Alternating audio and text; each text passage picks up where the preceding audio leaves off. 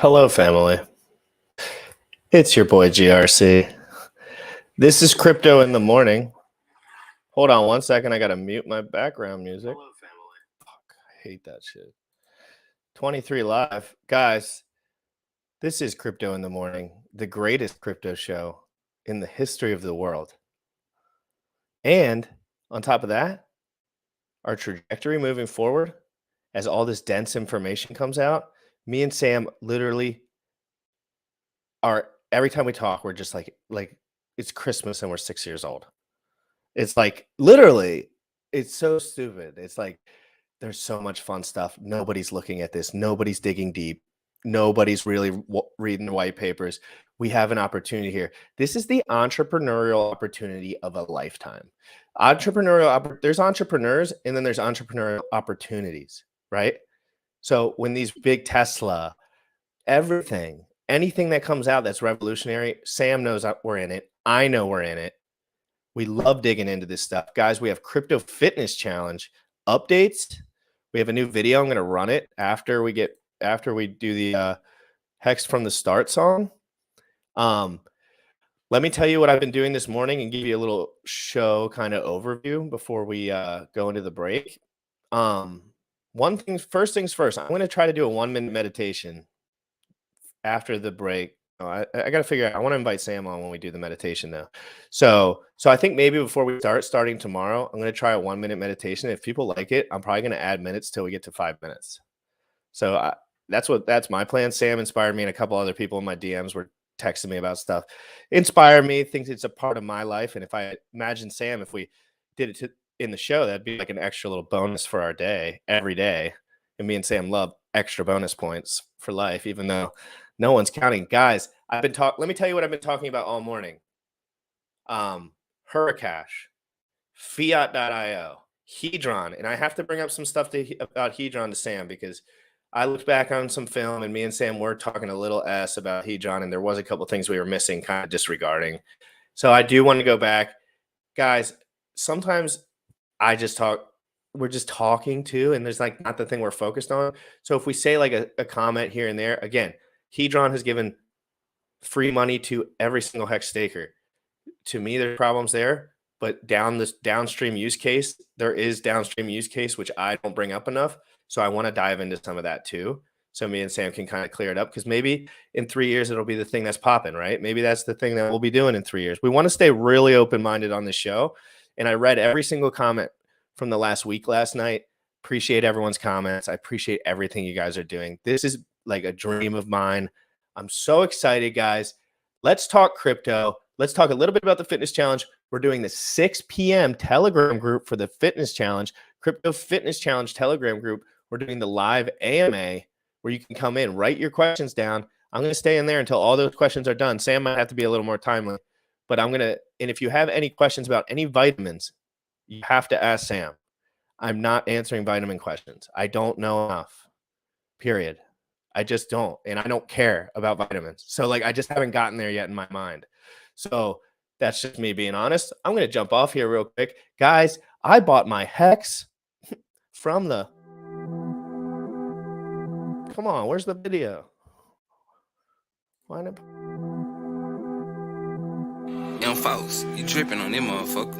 Richard Hart. Richard Hart. Bought my Hex from the fucking start. .1 every day we mark. Bought my Hex from the fucking start. Sacrificing all this bread like I'm Richard Hart. Got paid on big payday and I had a hit restart. Now I'm checking on my pulse just to check my heart. Bought my Hex from the fucking start. Sacrificing all this bread like I'm Richard Hart. Got paid on big payday and I had a hit restart. Now I'm checking on my pulse just to check my heart. Checking my MetaMask moving. Look at the Hex, he is mooning. Looking at wives they be choosing. Peter is why they be losing. Pro chains out, now get me a check. He's gas up and it got me a mess. Remember the times he died, collect. Hex, I been eating, I'm dying in the best. Getting this back like a year ago. Getting this post, I ain't letting go. Swerving the ring like a Lambo. Getting this back like like a year ago. Getting this post, I ain't letting go. Swerving the ring like a Lambo. Buy my hex from the fucking start. Girl flexing all this bread like I'm Richard Hart. Got paid on big payday and I had a hairy start. Now I'm checking on my pulse just to check my heart. Buy my hex from the fucking start. Sacrificing all this bread like I'm Richard Hart. Got paid on big payday and I had a hairy start. Now I'm checking on my pulse just to check my heart.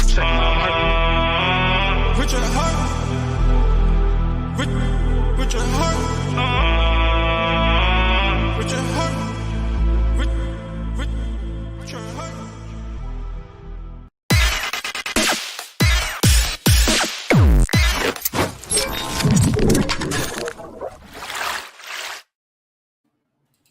What's up? Good How morning, you doing, bro? Good morning, Sam Stolt. Let's confirm to the audience we have not spoken today yet.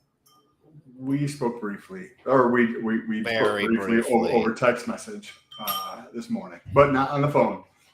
Just briefly. Not as much as I like, you know that. Yes. It was a busy morning today for me. I had a busy morning very today. much so. It was cranking. Sam, I would like you right now to tell me a little bit about your morning and how you're doing. I did a meditation. I know we talked about the meditation yesterday, and I did a meditation this morning. Normally, I do when I get up at 6ish.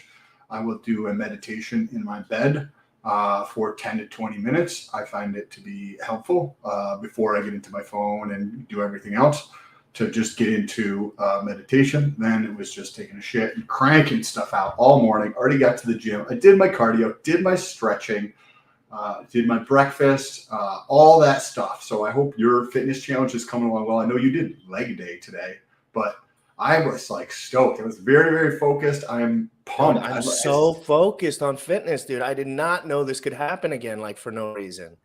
Like I did not know I could get, dude, when I was doing my lifts today, and I haven't felt this way in a while. I used to feel like this all the time. But I felt when I was doing my heavy leg sets today, I felt as if I was a wild animal. And as I felt as if I was attacking, like I was preparing to fight. You know what I mean? In a way, but I didn't care. But it was like I'm putting myself in a position where I could absolutely tear apart anyone with explosive leg activity. And you know what I mean? Like I get it. It gets that.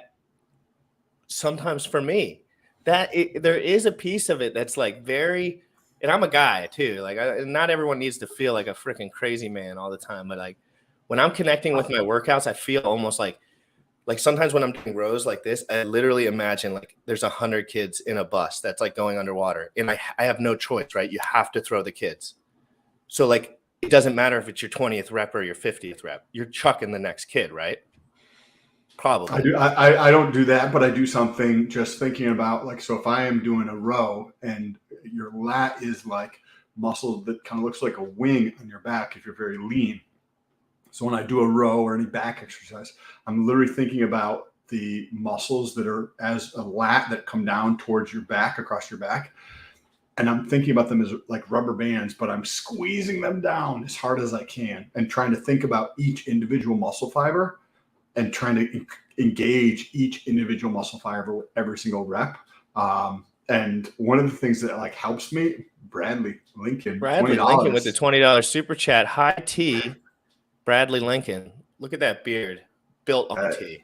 I think I'm gonna grow out my beard in the fall, Lincoln. I'm gonna do one of those like shapely, like big fucking beards. That'd be sick, dude. I'd be curious.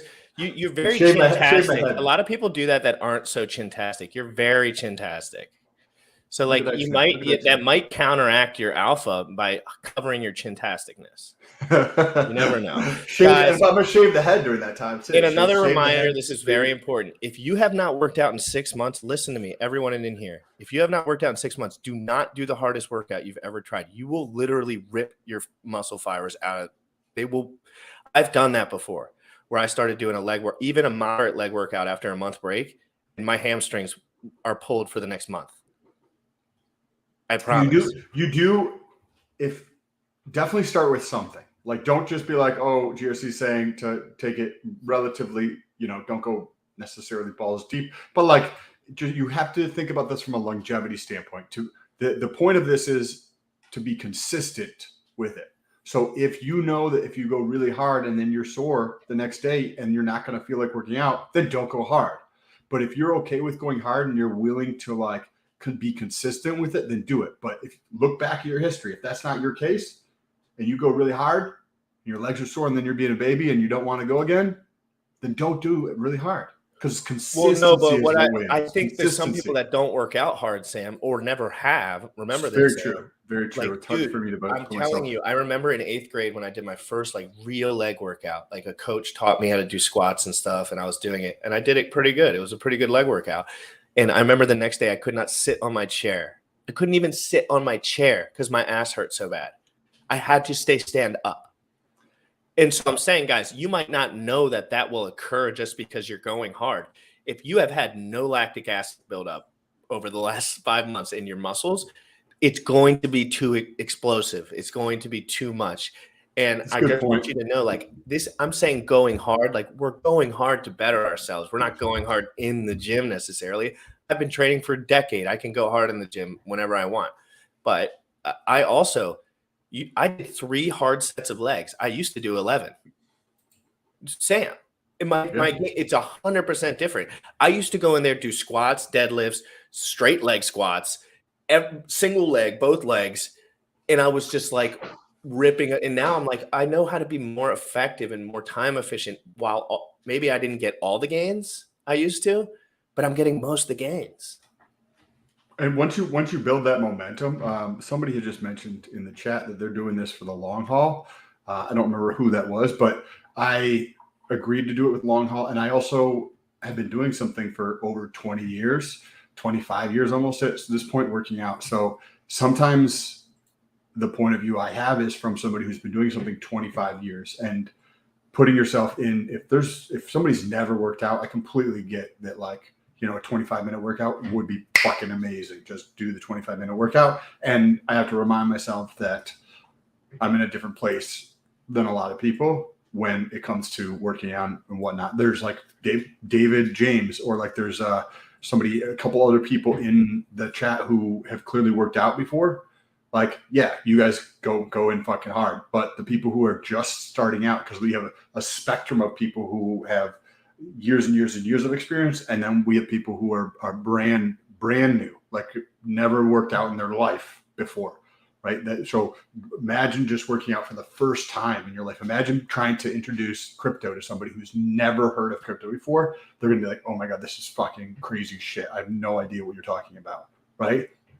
Same thing with working out. It's gonna be very challenging to get through all those mental barriers that people have built up about the way things are supposed to be. When you get to crypto, things are completely different than the way things are supposed to be in legacy. That's like how it is when you start to go on your journey of living a healthy life, not just like for 90 days, but living a healthy life in perpetuity, just making those changes to create those into a habit.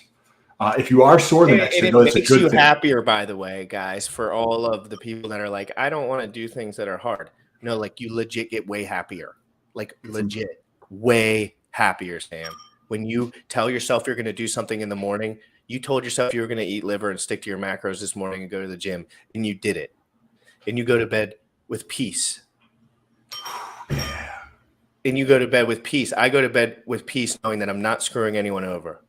There's no one that I'm screwing over. And I communicate to you in Bullish constantly that if anyone feels like there's a leverage or like something that's bothering them, please just say it. Like, I want nothing except my hardest work. No,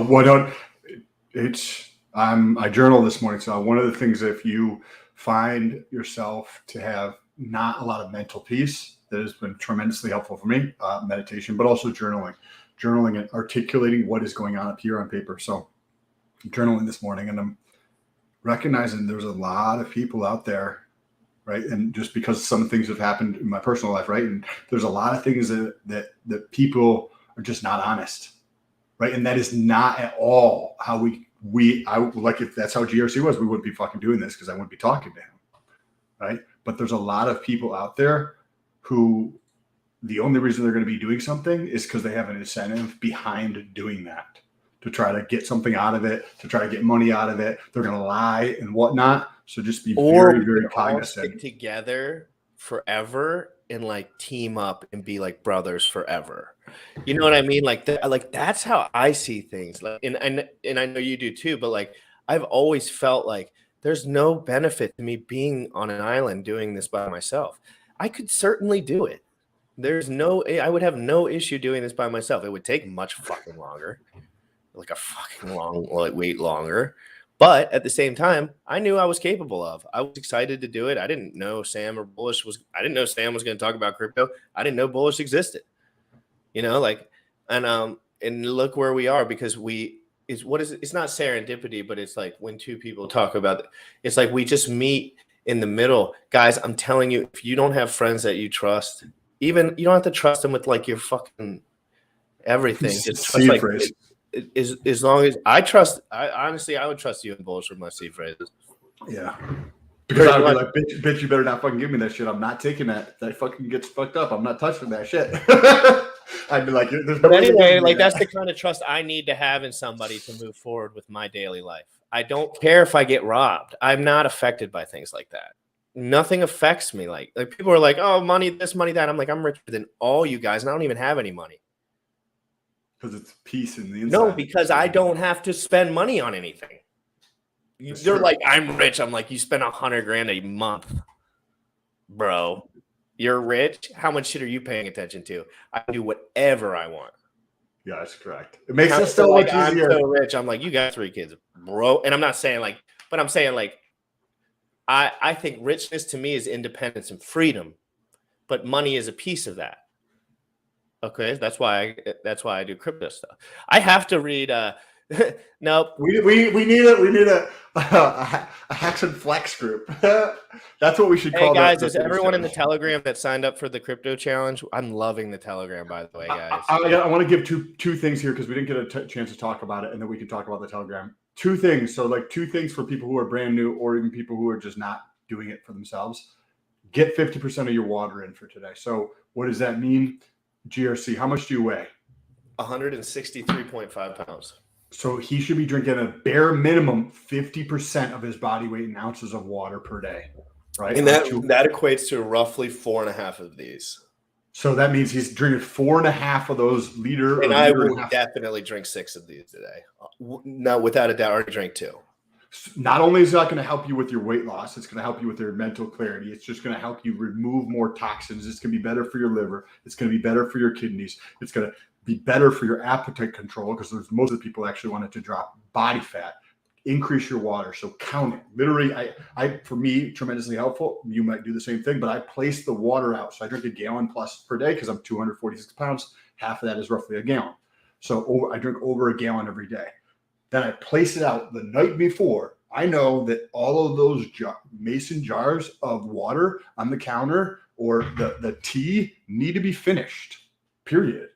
And that'll be tremendously helpful. Number two, these are 2 fundamental pieces. Get these down, and then in week 2 or 3, if you don't have these 2 down, get these down, and then you can start working out.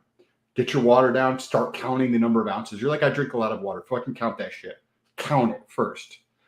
Number 2, cardio every day. Especially if you're you care about longevity, you care about your health, you care about your heart. What is cardio? Body fat. What is cardio?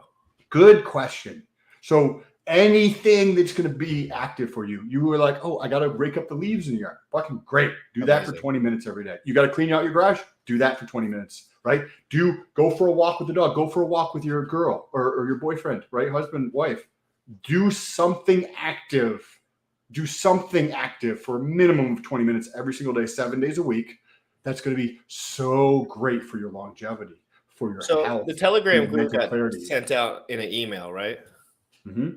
So everyone, guys, if you signed up for the challenge, go to your spam folder or regular. There's a Telegram group. There's like 150 people in there. We're talking all day long.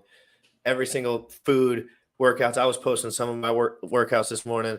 Heck, Siren's in there posting. What's up, Bully? Keep on, finish your point. Yeah, I know. I do that. I do stop. I always stop. That's a good point. But yeah, so yeah, no. So everyone's in there.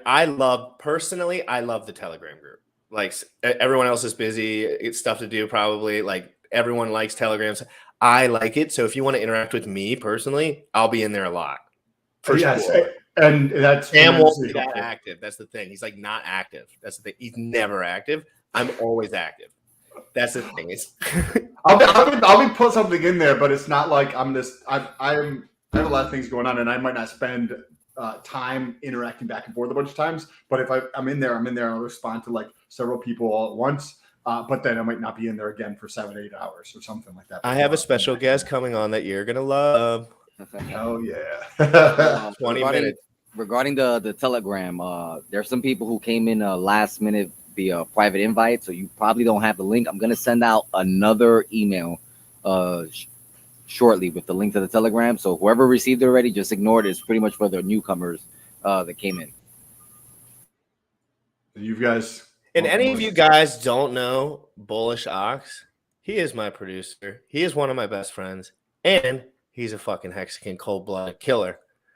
And he's an awesome family man. And he helps me absolutely for free because he believes in me and he likes to work with Hexagons and stuff. Yep, I believe in all you guys. I believe in this community. Make it happen. Check this out. Check out this comment here. Sam is upping his game with DMs. He responded to me today. Hexboy, you know I don't like to hear those analytics. Well, I gotta show you guys something because I want to touch on this just very quickly before we get in there.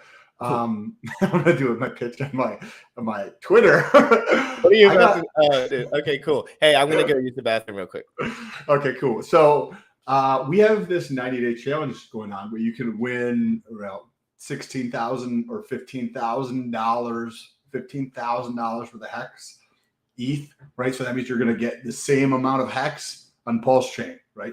You're gonna get a $200,000 bag of Hex, and I can't win this, right? And I'm into fitness, and I can't do this. So what I'm doing is this is let me pull this down. This is what I was posting to GRC the other day in terms of beating GRC over the next 90 days. And Motley, if you guys know Motley Investor over on Twitter, if you're following him, you should probably unfollow him. But he says if you beat me in terms of his followers, he'll give me 50,000 Hex. Just for reference, 50,000 Hex is a lot more Hex than I currently have in total. Like I have a tiny little minuscule amount of Hex. So I'd like to win that 50,000 Hex.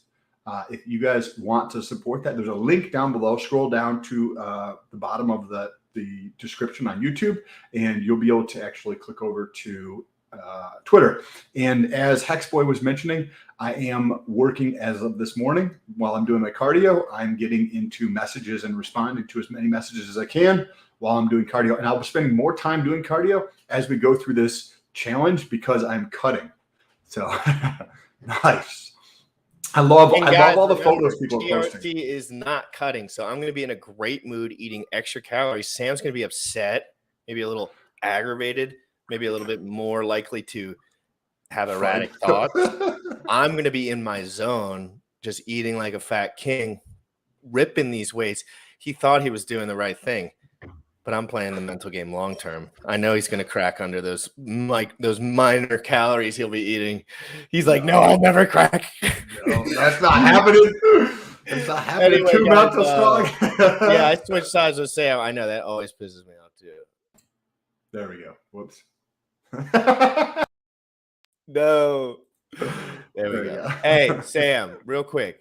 So we're gonna start talking crypto here. I'm gonna play the ad for the Crypto Fitness Challenge, guys. Hey, real quick, share this out if you haven't already. I'm really telling you to share this right now. Like I'm asking you if you'll share this. I'm looking at you and I'm saying, hey, whoever's sitting, whatever their human is sitting there, share this to your friends, please. Like I ain't getting paid for shit. I'm having a good fucking time, but I'm telling you, this is the rawest crypto information on the internet, period. Everyone else is selling out. Everyone else doesn't want to look into things every single day. I am in the position in my life where I have the time right now. Sam loves to do this shit. I'm researching every day. I'm figuring out what's actually going on. And we're having a dip catcher on here in about 20 minutes. We're just gonna talk shop.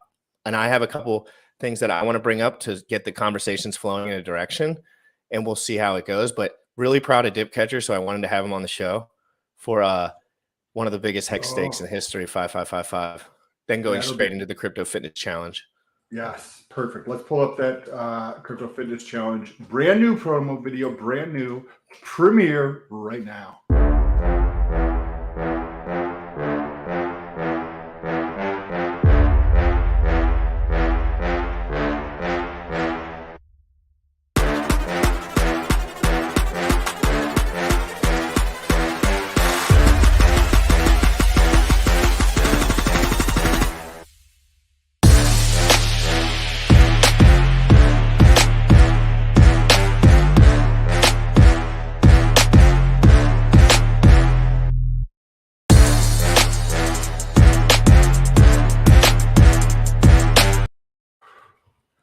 Well, that's a cool promo video. That was really cool, guys. Thank you, everyone. Biceps in the chat for producer Bullish for updating that video. Thank you so much, Bullish. I think that one looks really cool and clean.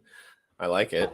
Faya, Cryptographics, great to see you. I am going to start from this point forward. I am going to start addressing the chat. In the beginning, I was way too excited. My heart rate was going really, really, really fast. And I couldn't help it. Guys, like, there's no nervousness when I come on the show. It's just like I get legit so excited that I have a moment to talk to Sam one-on-one, because in this busy life that we have, you know, it's not always the easiest thing to do. But Sam, I want to talk about crypto.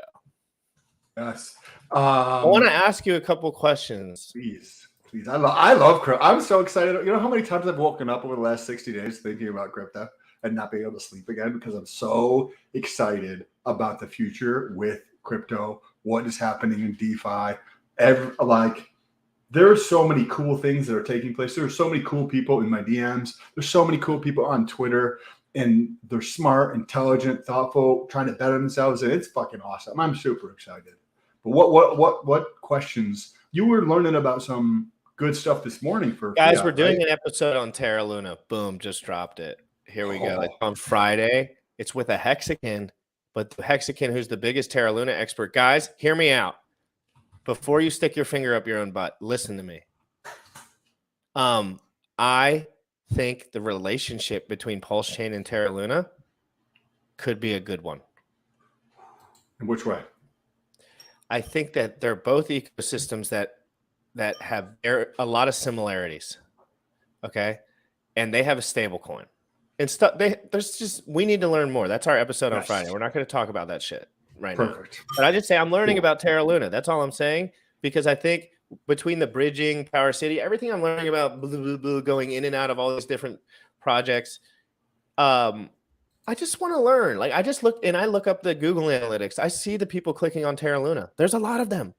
It's ridiculous. And it's also, market cap is not tremendously important, but that's where a lot of beginners go to find information. So if you know that a lot of beginners to be like, hey, what crypto should I look at? They'll go to a coin ranking site and they'll just look at the top coins and they'll just pick one random fucking coin off of there and go start looking into it, right? So if you're in that top ranking, it is definitely helpful to onboard new people. And Terra Luna is in the top 15 tokens. So they have a very price chart, and I don't own Terra Luna, so you know what? That's so nice to say. You know, it's so nice to be able to look into the camera and be like, I'm going to talk about a crypto. I don't own it, you little fuckers. I don't own any of it. I don't care if it goes to the moon or zero. I'm learning.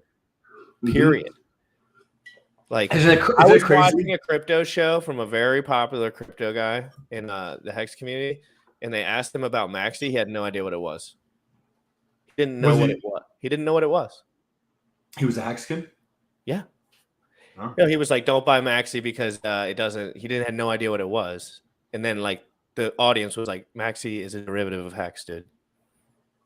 And he was like, oh, my bad. And then it just showed everyone half of this shit, guys, they don't pay attention. They're fucking wastes of space. I don't know about that, but we're waste of time as far as on the internet.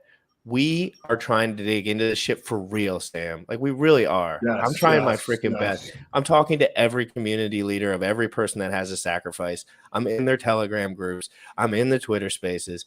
I am in there all day long learning about this stuff because I have the time to do it. Correct. And I don't know if you guys can tell, but I love learning. I'm looking forward to the show. I think that show is going to be Friday, right? So Friday, 11 EST. Set your alarm, set your calendar for 11 a.m. on Friday for that show. It's going to be a great show. I don't know if the guy there who's coming on is a Hexagon. So maybe I think he is. I think he owns. He's clearly not a Hexagon like Maxi or anything. But none of us are. I'm not a fucking Hex Maxi either, dude. Like, what is that shit? Yeah. Like, people say like stuff about me now at this point. They're like, he's a Hex Maxi. I'm like, what the fuck is a Hex Maxi? I've been in crypto for a fucking 100 days, bro. Like, paying attention.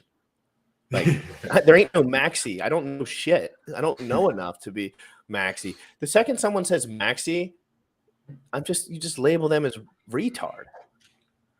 Excuse my French, and that word is not friendly. And I know there's someone in here that has someone that's. I don't like that word. I actually don't like that word because my sister, a lot of people in my family are occupational therapists. So I don't. They get pissed at me when I use that word, and I agree it shouldn't be used. Anyway, Maxi is cool.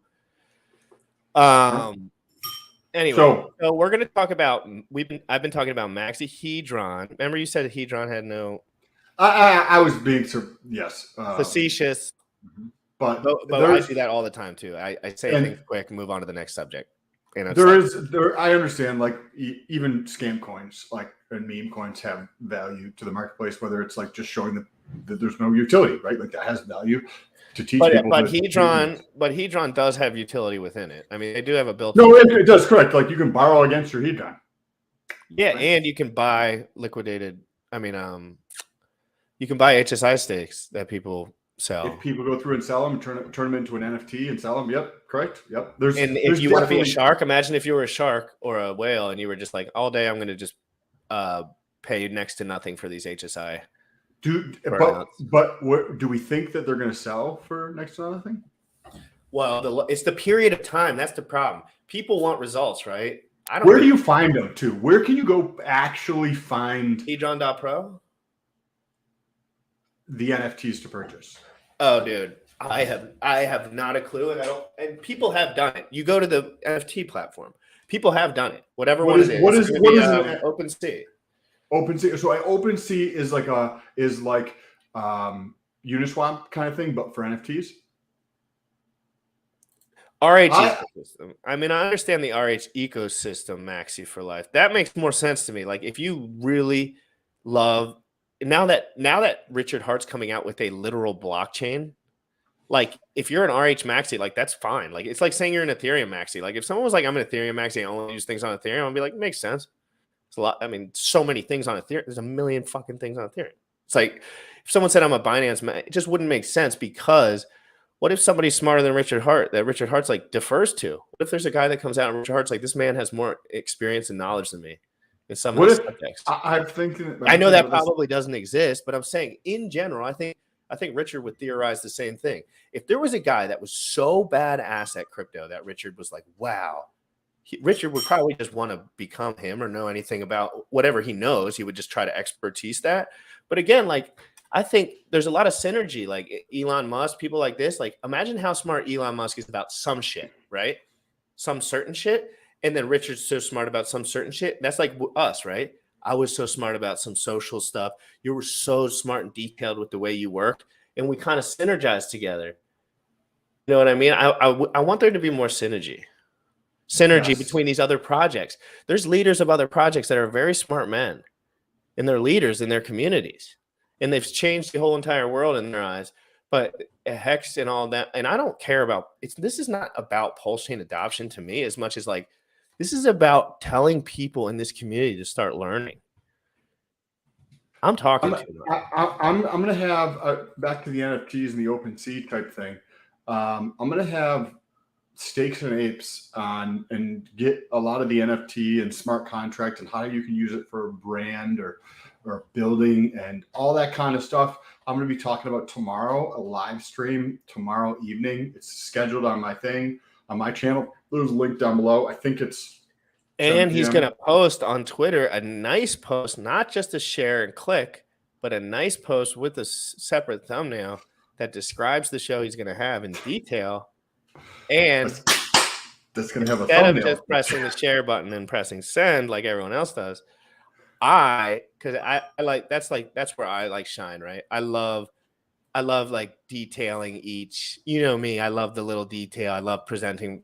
I love audio, like, so I love the little bells and whistles that makes you separate yourself production value wise from there you go, baby. There you go. There we go. There we go. Next is the So camera. Dip Catcher is going to be on here in a little bit. We're just going to talk shop, but for now, so the one thing I wanted to mention, I had a couple beers last week, and I told everyone Hurricash was a rug pull. Not true. Okay, not true. And when I said it, I also probably alluded 100 times that I was not 100% sure, which I always do. But in general, so I just want to talk about Hurricash, Tornado Cash a little bit, Sam. What do you know? And I want to tell you about the interactions between, like, why is it important? Why is it not important? And I want to know your take, if just like in a theoretical way. Do you think Tornado Cash is very important? Do you think it's only for mainly tax evasion? Do you think it's important for an ecosystem moving forward? What do you think if you had to theorize? I mean, I think that there's definitely going to be people who use it for tax evasion, but I think that a lot of people are just good people that want to pay. They want to do the right thing. I'm not going to say they want to pay taxes. They want to do the right thing. And if the right thing is to pay taxes, then they're going to pay taxes.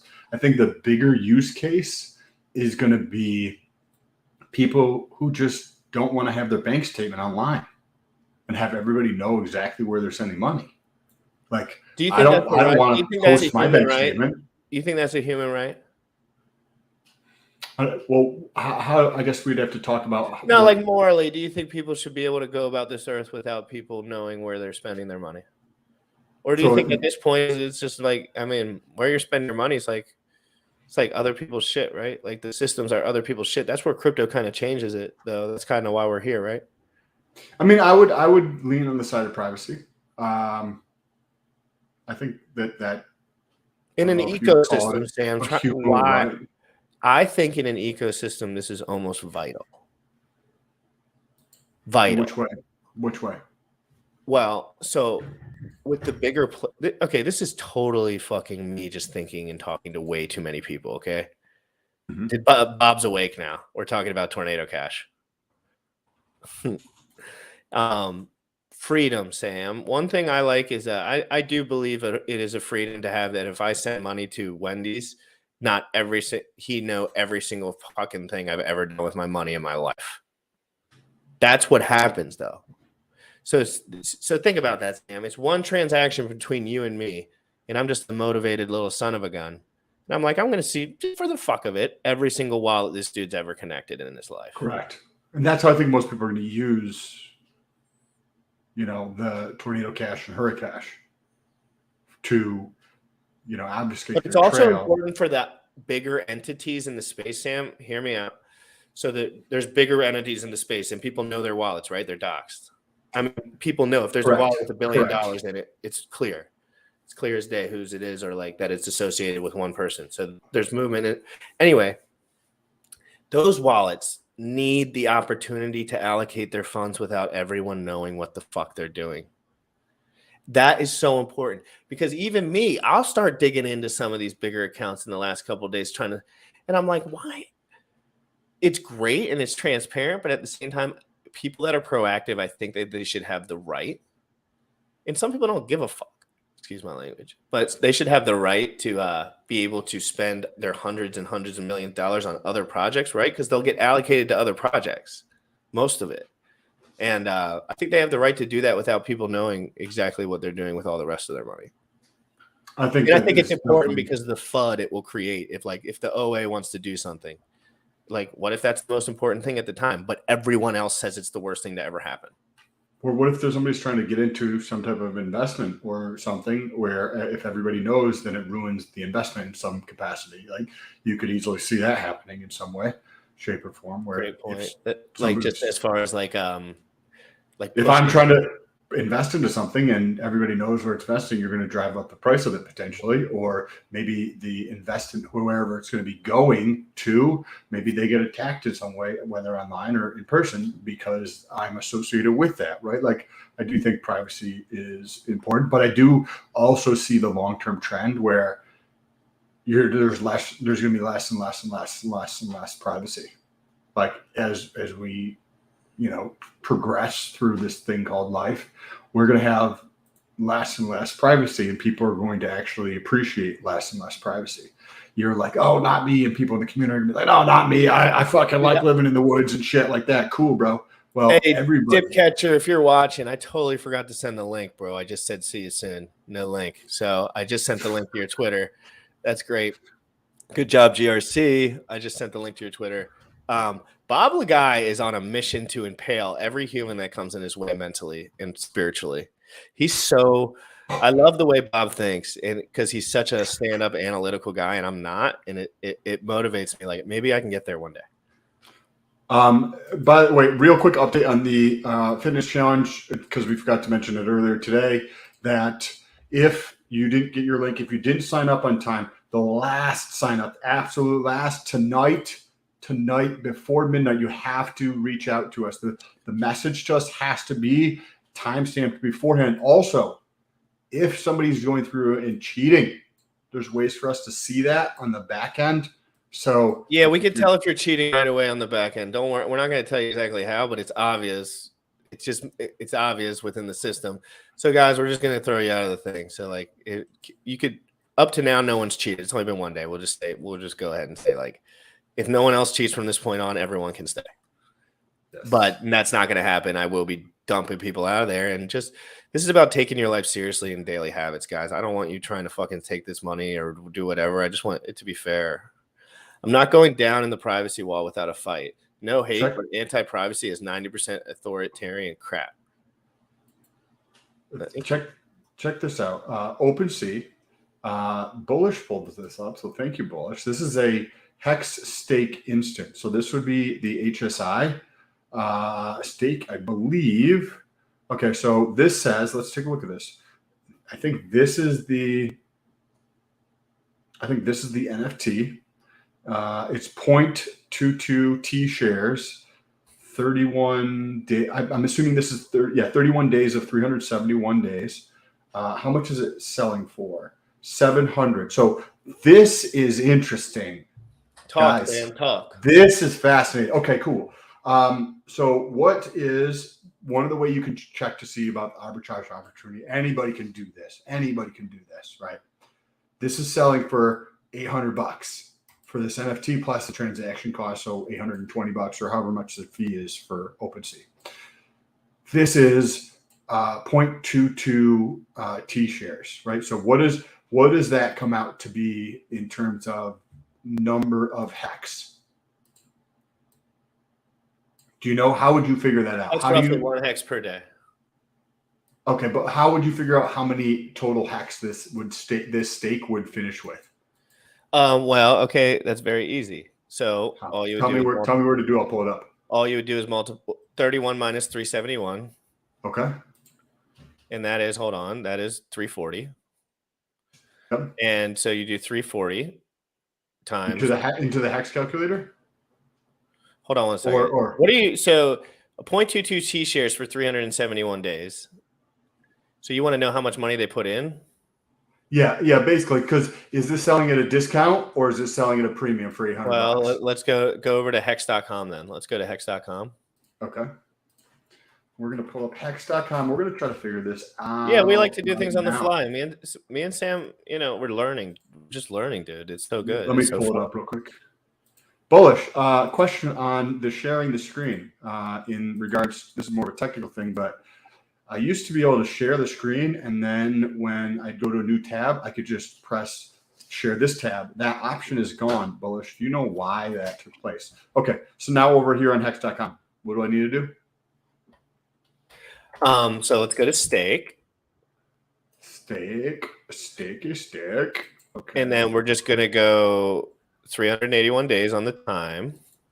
Okay, hold on a second. Now I have to reshare this. Before I could just share the tab, and I can't do that anymore, which is Just don't say it, and then they don't know there's any technical difficulties. You say the technical difficulty. This is showbiz, Sam. You just let it ride, all right? Yeah, that was more so for bullish. That was more so for bullish to try to get. Yeah. So go. How many days was it? 381. So go to the days. So the total was 371 at initiation. Okay, and then let's type in 700. Hold on, we got to figure out how much $799 of hex is. Okay, hold on a second. So $7.99. What's the current price of hex? I'll look right now.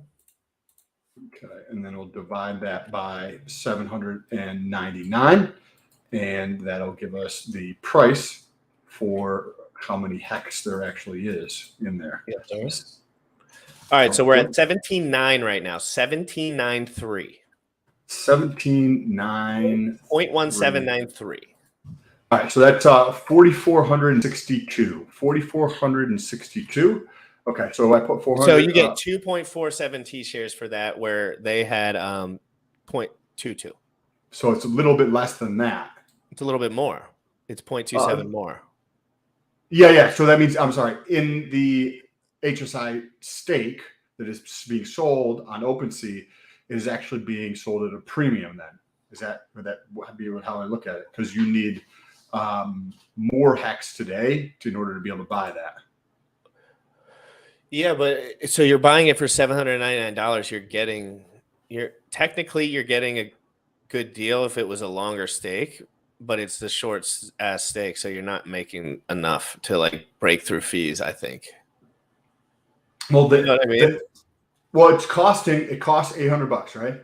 Yeah. But you're actually only getting let's see, 4,000 worth of hex that was staked. So it's yeah, Sam, I forgot. We have to see what the price of hex was 31 days ago. Okay, what was the price of hex 31 days ago? Fuck you. No, I'm just kidding. Hold on one sec. I gotta take it. I'm not that good. Nomics. Let's go to the hex here. Thanks for that, hex boy. Thanks for that. Yes. I slipped that. My math slipped there. Try to do all this live on the show, and then you can understand. Hey, in the comments, real quick, if you had to describe why Hedron will be good? I don't want to hear about why you don't think it will be good, but if anyone in the comments thinks Hedron will be really good, I'd like you to give me a little sentence about the use case, the value prop, anything that you have a little insight about Hedron. I'm trying to clear away a bad comment I had with this guy. He was pissed at Sam, and but I just told him, I said we were just fucking talking too fast. Hex Daily Stats, Sam. That was called Hex Daily Stat, and see what comes up. It's around 0.155. I pulled it up. It was at 14 cents, and I recalculated it. So you can see it there. Okay, great. So Sam, now let's talk. It's bigger. Okay, so that's the same that we had there. That's the same amount of hex staked that we had. Well, we have to, Bullish. What were you saying? You pulled it up. This is with the updated price of what it was 31 days ago. So I'm gonna have to dive into this deeper to get a better understanding. All right. Well, we'll dive into this more, Sam. This is a good starter piece to get your mind moving in that direction. We like to just get little teasers going, get Sam's churning. You know what I mean? It's not always we don't always hammer everything out right away, but we get down that rabbit hole. Trade value. Okay, so I asked a couple people about the Hedron. Let's see what people said. Hold on, I got it. Thank you, Bullish. Let's see what people said. Create secondary market for hex. Pull them up on the screen, and we can read them. Encapsulated stakes is what you have to research. Okay, so we'll research encapsulated stakes. Okay. Damn so that you're just wrapping. Yeah, I understand what it means, but I like to have a reminder. Nice. Okay. So no, but seriously, earns yield over time, so it's good. What Hex does? Yes, Hex does do that. Hedron just gets sold off. No, that's not true, Sam. You're not allowed to say that unless you know what you're talking about. So we got to remember, you don't have to sell anything. There's no one that correct. You don't have to sell. But what I don't. Some people speculative value alone put Dogecoin from 0 cents to 63. No, it took it 63,000% from the bottom. Correct. So These are things that I won't be holding personally. Would be a better way. But if you had Or a I don't hex see any stake, you'd be point. getting it for free. So it's like, I am, but why would I keep holding that? For me, what if it goes up 10,000? what if it goes up? Don't care. It's not important to me, right? Well, then you like lost, I'm then not. you lost like fucking millions of dollars. Well, what if I put it into something else? It went up by 10x, whatever that went up. Right? Well, then, but I mean, spreading the money out from where you're getting it for free with no tax problems is ideal for me. But Hedron is not for sale, and it's for winning liquidated HSIs. So your Hedrons. Oh, I see. Yeah. So the play is like speculative. But But not there's really. It's not speculative if people are going to be buying liquidated HSIs. That's not really. I mean, it's speculative because it hasn't happened yet, but it's going. But they're not. But they're not using Hedron to buy them, right? If you go to OpenSea, they're using USDC. Hex is now 18 cents. Really? Wow. Right? Like why would you're not using Hedron to purchase these HSI stakes?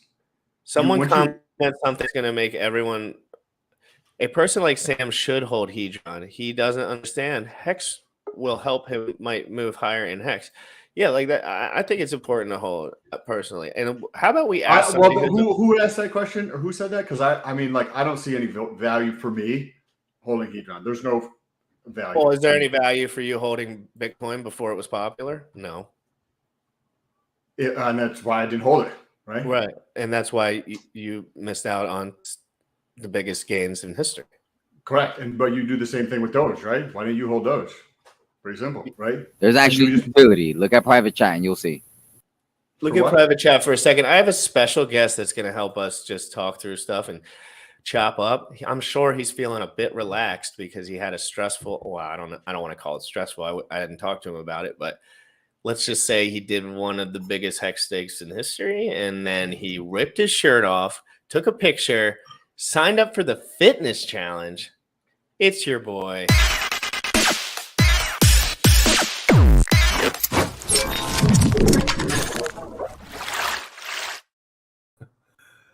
Hey, how's it going? Thanks for the intro.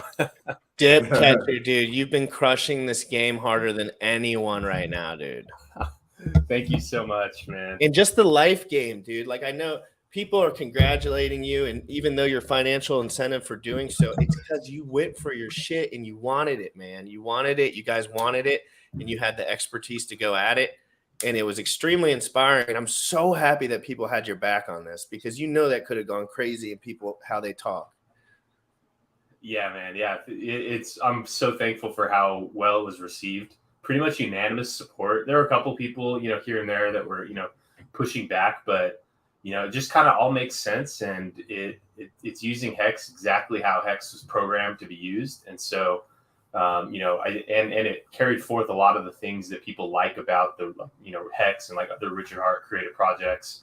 And so, it's kind of a no-brainer, but I'm definitely thankful that people latched on to it like they did. Who would have thought we'd be talking about Hedron use case with the guy who pulled off the coolest Hex building on Hex play so far, right? This has been the most successful, I think, as far as like so far, So what do you, in your honest opinion, like, I know you know what the fuck is going on. So in your honest opinion, I got a little smoke for talking to us about Hedron because I was kind of like sell pressure. Like, that's all that was really, just like Sam said, I was just being devil's advocate. I'm thinking sell pressure, and then it made me not want to think about maybe the long-term use case of it. Tell me a little bit, if you know, what are they trying to do, and maybe what do some people miss when they're learning about it? But you might not think it's necessarily appropriate. Motley Investor is in the chat, totally agreeing with Sam. So like, he's totally agreeing with Sam on this one. Like, and but then there's Marco in the chat who is definitely has another take.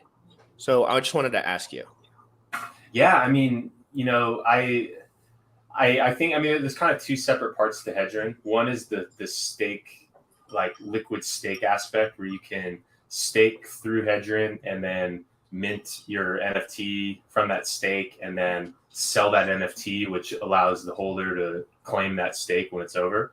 So that's like that, that part of it, which, like we chose not to make our stakes non-fungible. Like we wanted fungible stakes because with having it non-fungible where you have to sell your entire stake, we thought that would limit the amount of trading that would go on if, because if you have a stake, you have to find the right buyer at the right price at the right time. And so, and you can't just like break off a part of it and sell it. And so that's like the big difference between Maximus liquid stakes and the Hedron liquid stakes. But where that plays into it is in the part where like the second part of Hedron, which is related to the borrowing against your stake, where rather than waiting until the end of your, or as each day that goes by, you can mint some of your Hedron token from your own stake. If you stake through HSI, you can take an advance on that and then get those Hedron beforehand. And so there's kind of that like borrowing and lending aspect to it. And yes, and then there's, I guess the third aspect of it is just the Hedron token, which, kind of on its own is it's its own coin. And they played that game with the supply, right? They played the game with the unit bias. Because people love that stuff. I could never understand it in a million years. I understand that if a project goes to the moon and evaluation was very low and the number was very low, the multiplier will be amazing. But at the same time, it's like people are like, I've heard people mention Hedron and literally they mentioned it. They said there's 6 zeros in front of it. And that's why I bought it. Yeah. And I don't understand. Yeah. I can't relate. I just don't get that. I think it's because people they have a mathematical bias that they think that like the tiniest number, it's easier for it to multiply, even though 100% from, 0.00001, like that growing 100% is equivalent to something, Bitcoin going from 40K to 80K, like it still is 100% gain. And so it's not because the token price is so low that it can have like those crazy multiples. It's because it's so new and so high risk where, it's so high risk that like the price is low, and there's not much awareness yet. And so like, that's what can enable the high growth of any new coin. It's not the decimals. Maybe that's like a marketing piece of it, but it's definitely marketing in my opinion. And I think Richard says it best, right? Like people love having a million coins, which is weird. It's different because I like having the coins that are worth a ton. Like other than Hex, probably my favorite experience in all crypto was this token called Socks. Which I'd love to hear about this. Yeah, well, so it was Uniswap when they launched. They created a token called Unisocks, which was an example of how Uniswap worked. And they made so the total supply was 500, and they made 500 pairs of physical unicorn themed socks. And so the only way to get the socks was to buy the token, and then you burn the token and you can redeem the socks. And so this actually was part of the inspiration for Maximus, was this whole experience with Unisocks. Wow. And that I got it at $100, and I parted ways with it when it was worth like $90,000. And so just seeing like that single token where you have one and one of them is worth it. And after I sold it, hit like 200K, and I felt stupid. And so it just seeing that really high value, I personally like that. I don't want to hold the token that's worth 0.0 where I have to like, go 1, 2, 3, like count the zeros. Like I want to dip catchers. Like I've been rich for 5 years. No, he's like, no, but I want you to know that we really appreciate, even aside from Maximus, your open-minded attitude is infectious. You're not bragging. You're not doing anything. You're like, I'm a normal dude. Like I'm just, making stuff happen, trying my best. And I think that's more of the vibe that I like to have people on the show, right? Like I knew if I invited you on the show, we could talk about whatever. Yeah. And you would like it and you would enjoy it. And that's why I wanted to invite you on. Like, yeah, so man, I'm down to talk about whatever, and we were talking about Tornado Cash, and I really, really, really want to hear your take on Tornado Cash in general, and Hurricane Cash. And I want everyone to know Hurricane Cash is not a fork of Tornado Cash. It's just, it's a separate thing. It's more based on Monero.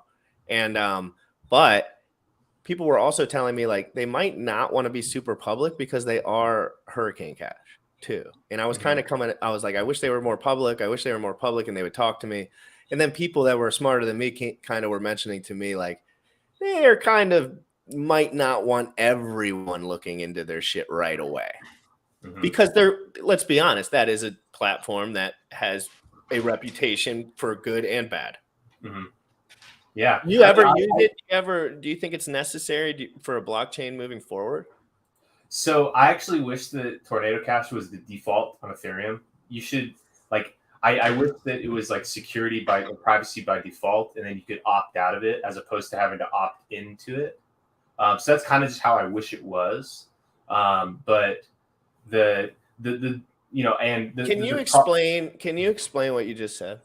Yeah. So like when you send an Ethereum transaction, you can look on Etherscan and see the full history of those coins. But whereas if you send a transaction through Tornado Cash, because of how pretty much the way it works is like your ETH goes into a pool, and then off chain you send a password to someone who you're sending the money to, and then they can use that password to unlock that amount of funds, and it's split up in a way where you can't add up the sum of the withdrawals to make any sense of who deposited it. So like that's the whole premise of Tornado Cash. And I don't know how Hurricane Cash works, but that's the general premise. So if you were like, hey, I'm going to send Sam $1,000, you go to the protocol to use the protocol, and you were like, hey, I'm sending this address this amount, but instead of sending this address this amount, it gives you a password basically, and then you just so you would like send that password to them over Telegram secret chat, and then they would go in, and then they would you deposit and withdraw in increments of like 0.1 ETH, 1 ETH, 10 ETH, and 100 ETH. So if you're sending like $2,200 or 2,200 ETH, you would do like your deposit. I'm actually not sure how the deposits work exactly, but the withdrawal would be like a 1,000 ETH withdrawal to one address, a 1,000 ETH withdrawal to another address, 100 ETH withdrawal to another address, and then 100 ETH withdrawal to another address. That all four of those addresses, the person that you sent that password to has control of. And so from the deposit of the funds into the pool to the withdrawal, you can't piece together who that came to, because that password you sent to whomever you were sending the money to, that is off chain. And then all the withdrawals and deposits are in these like 100 or so 1,000. somebody could choose to put it into 150 different wallets, or as little as one. Well, so I don't have too much experience with, because I personally don't have much of a use case for that, at this point. And also the one risk that you run when mixing your funds through those is that you never know what's going to happen with the exchanges that you might use. Like if you're purely fully in crypto and you're never going to deposit new money into crypto or never going to withdraw, like it's totally fine to use. But if you are going to be using centralized exchanges, you never know what their compliance or like what their policies are going to be. And I've heard of people's exchange accounts getting shut down or like adding extra scrutiny because, someone had sent them coins and that person had run through Tornado Cash. And so when they, use their like chain analysis tools and try to, piece together who their customers are, and they're seeing like Tornado Cash activity, sometimes exchange, they have that it's at their discretion if they want to shut your account off. So that's one of the big risks I see just in, for a regular person using it. But, if you have, and that's why I wish it was like that from default. I was going to say, how could you, if that's the setup, right? Like you're going to have to change the setup to make that into default. First of all, I love the idea of making Hurricane or Tornado like default, from the start, but then it complicates things, or it slows them down, so to speak, if that's a setup where you need to send something snail mail, so to speak, or like outside of the system. Mm-hmm. like you have more of a technical background. Like, how would you set something up like that so that it could be default with so many I transactions? mean, it's kind of like Ethereum should be just built in some way. Yeah, like that, and so it's kind of, that's why you see them kind of layered on after the fact, like Tornado Cash.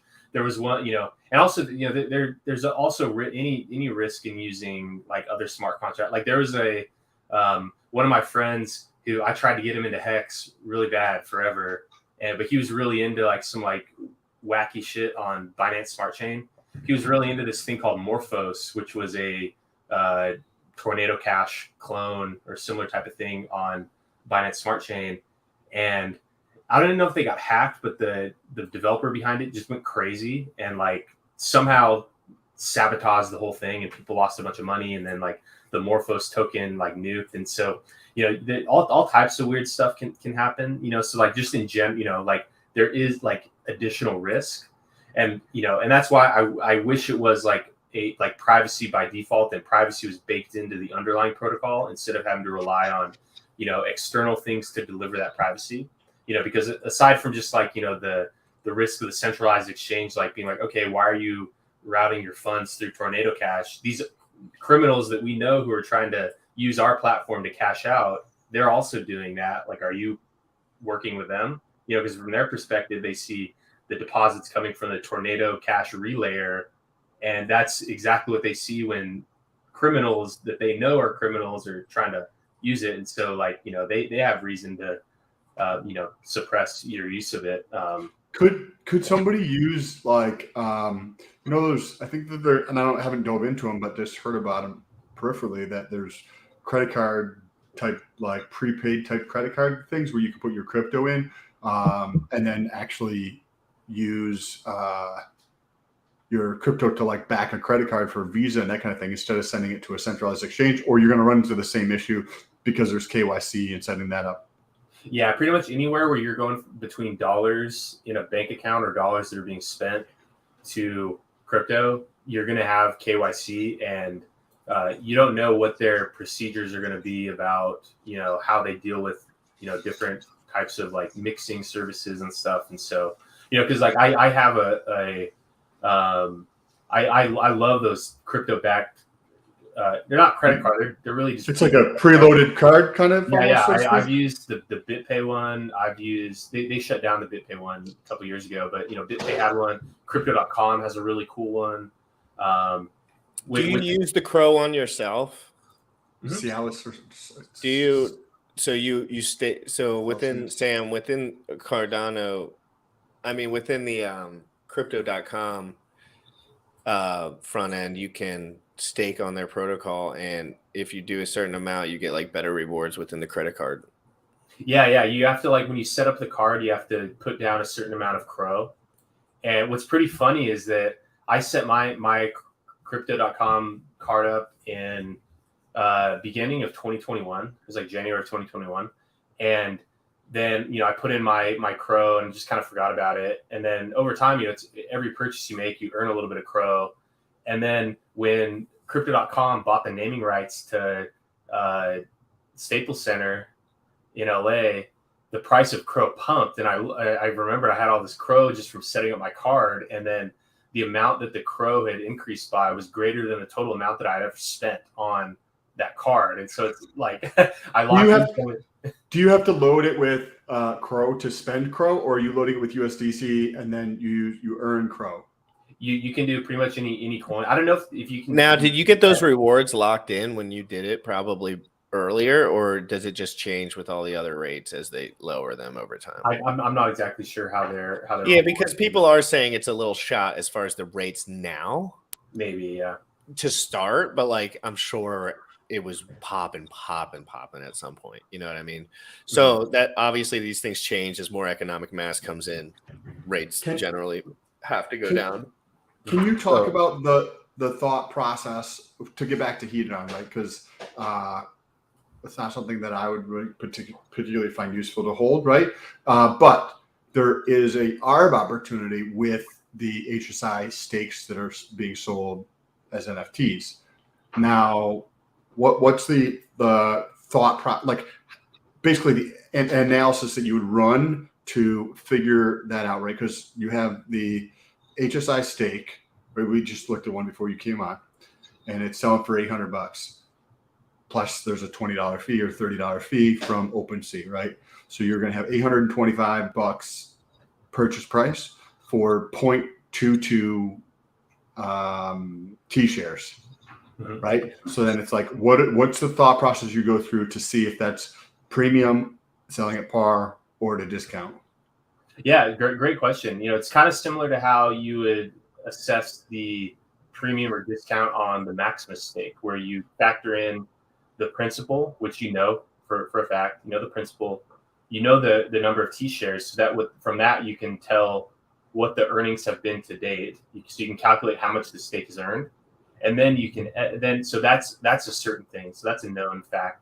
But then but like when it was staked, can you see the specific time? Because if say on the one we were just looking at, it's on April 1st, right? So like, is there a way to tell? I thought somebody had said that you can't tell the specific time, because if say on April 1st it ranged from, say, Hex did, let's say it ranged from 12 3/4 cent to 14 1/4 cent, right? Then you don't know exactly when it came into being, or is there a way to see the exact time when transaction happened? Well, so you don't actually need to know the price at the time of stake, because you just know what the principal is, and it doesn't necessarily matter what the hex price was. And the T share rate that it got, you don't even really need to know that. You just need to look at that stake on Etherscan and see how many T shares it got.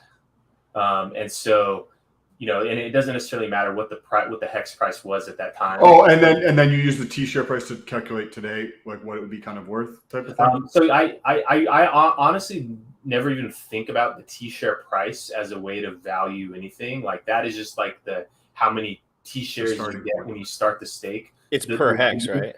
Yeah. It's like how many. The way I view it is how many hex to buy a T share. It's like 21,000 or something right now. And so but you look at the T shares that stake owns, because that tells you, using that number, you can calculate how much it's earned to date, and then you can estimate how much it could earn in the future in hex. And so that's what I would use to like evaluate the value of a Hedron stake, is to look at how much the principal is, how much it's worth, how much it's earned, and then estimating how much it's going to earn, and then perhaps you bake in some discount to the present, or you bake in some the fees that you mentioned, like the gas fees to start and end stake or whatever. And to calculate how much it's earned so far, you're looking at the 0.2, like however much the T share was at day 0, and what that would represent in earnings of hex per day between day 0 and where we currently are, kind of thing.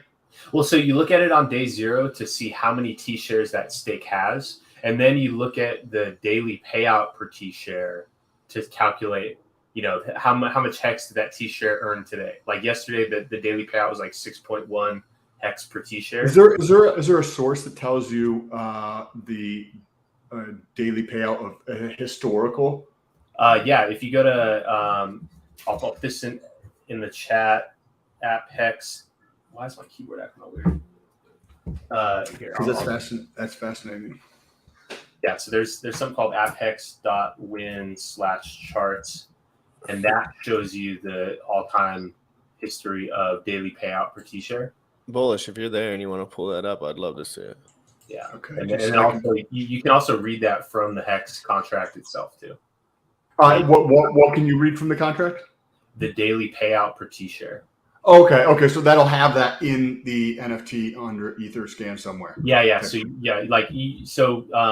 And using, I built a site that does like future earnings estimations on hex.cash. You can just paste in an address and it'll tell you how much it's earned to date and what it potentially could earn in the future.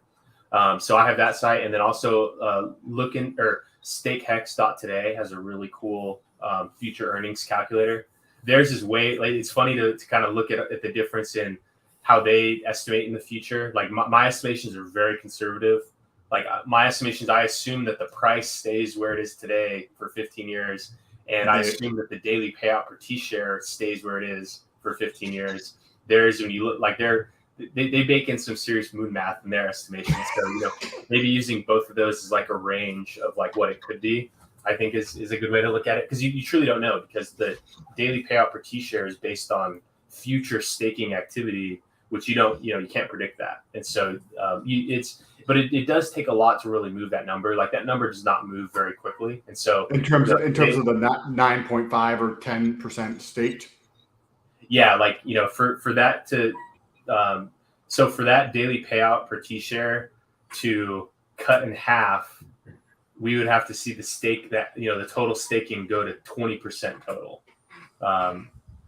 Is that the maximum stake? There you go. I can spot that address from that address is like ingrained in my head. You probably met a lot of cool people through that process. What do you see the supply looking like by the time that? Okay, this is an impossible question to answer, but we're going to talk about it. What do you see the trading volume? That's probably a better question. What do you see the trading volume of Max? Because like people are going to sell Maxi, people sell coins, but I don't think that's necessarily a bad thing.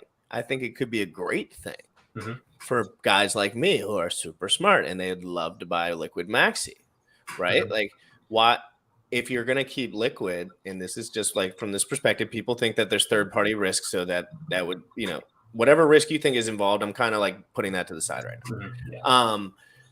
But if I can buy Maxi, it is like a mini arbitrage opportunity, because the price of Maxi is theoretically going to be higher than Hex, and you can buy it for a similar price to Hex. And other people are going to be selling.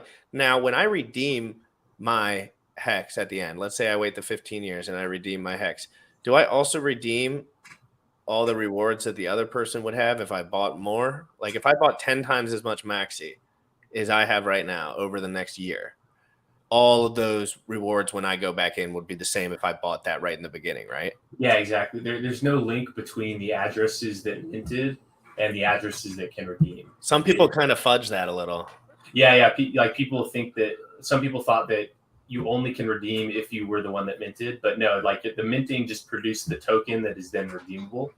And since the Maxi supply is fixed at 294 million or whatever it was at the end of the minting phase, then like your Maxi as a percent of the whole is the percent that you get from the redemption pool, which consists of all the Hex principal, all the Hex interest, and the hedgerin that it produced as well. So yeah, if you buy more Maxi over time, you can then redeem more Hex. And that's why so many people are like going to be looking on this. Sam, that's what I'm saying. Listen. Maxi's I'm awesome. going to say it to Sam like if I was pitching it to Sam, right? Like, so Sam, Let's go.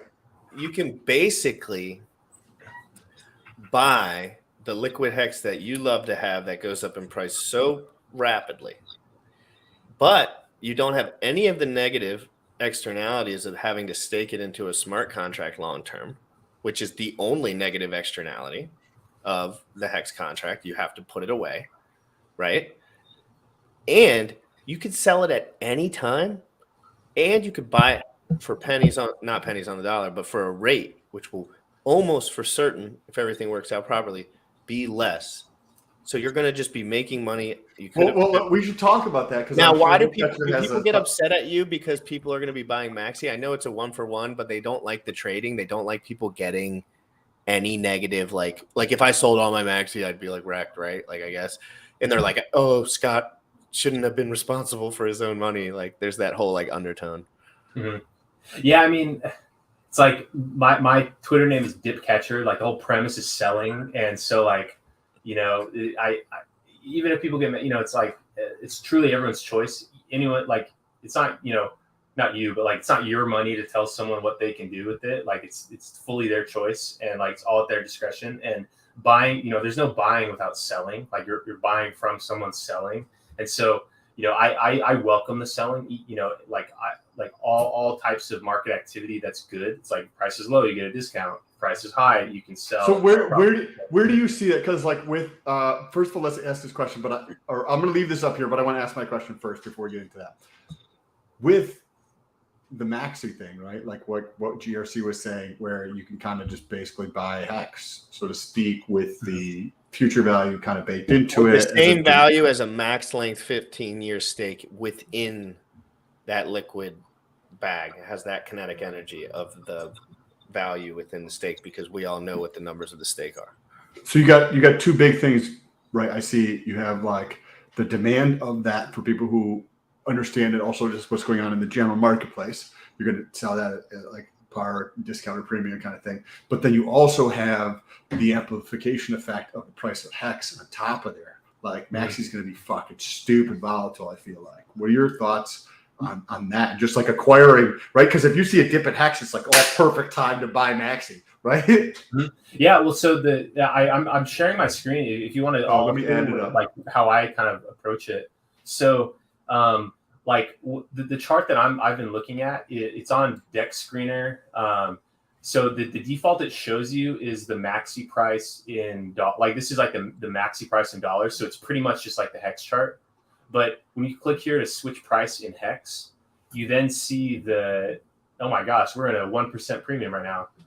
But you see this like this, so it should hover around this. Well, at least right now, because it's like virtually like 1-to-1. Like price has been. Is this trading on Uni right now? Yeah. Oh, dope! Awesome, cool. Yeah, and so like this this like 1-to-1 thing. So like as of now, like anything above this line is a premium. Anything below it is a discount. And so, like when that, so like we're kind of regardless of the Hex price in dollars. Like this is really like the discount, that like to look for, because when price is below this line, you want to be buying it because you're putting. Fuck. This is awesome. You're putting like GRC. You don't realize what he's saying right here. No, I don't. Not yet. I have to watch this back. This is literally. So why don't we go over it one more time for me? Because okay, go to that first. Talking about premiums and stuff, I always get lost. Right. Go to the first dip on the far left.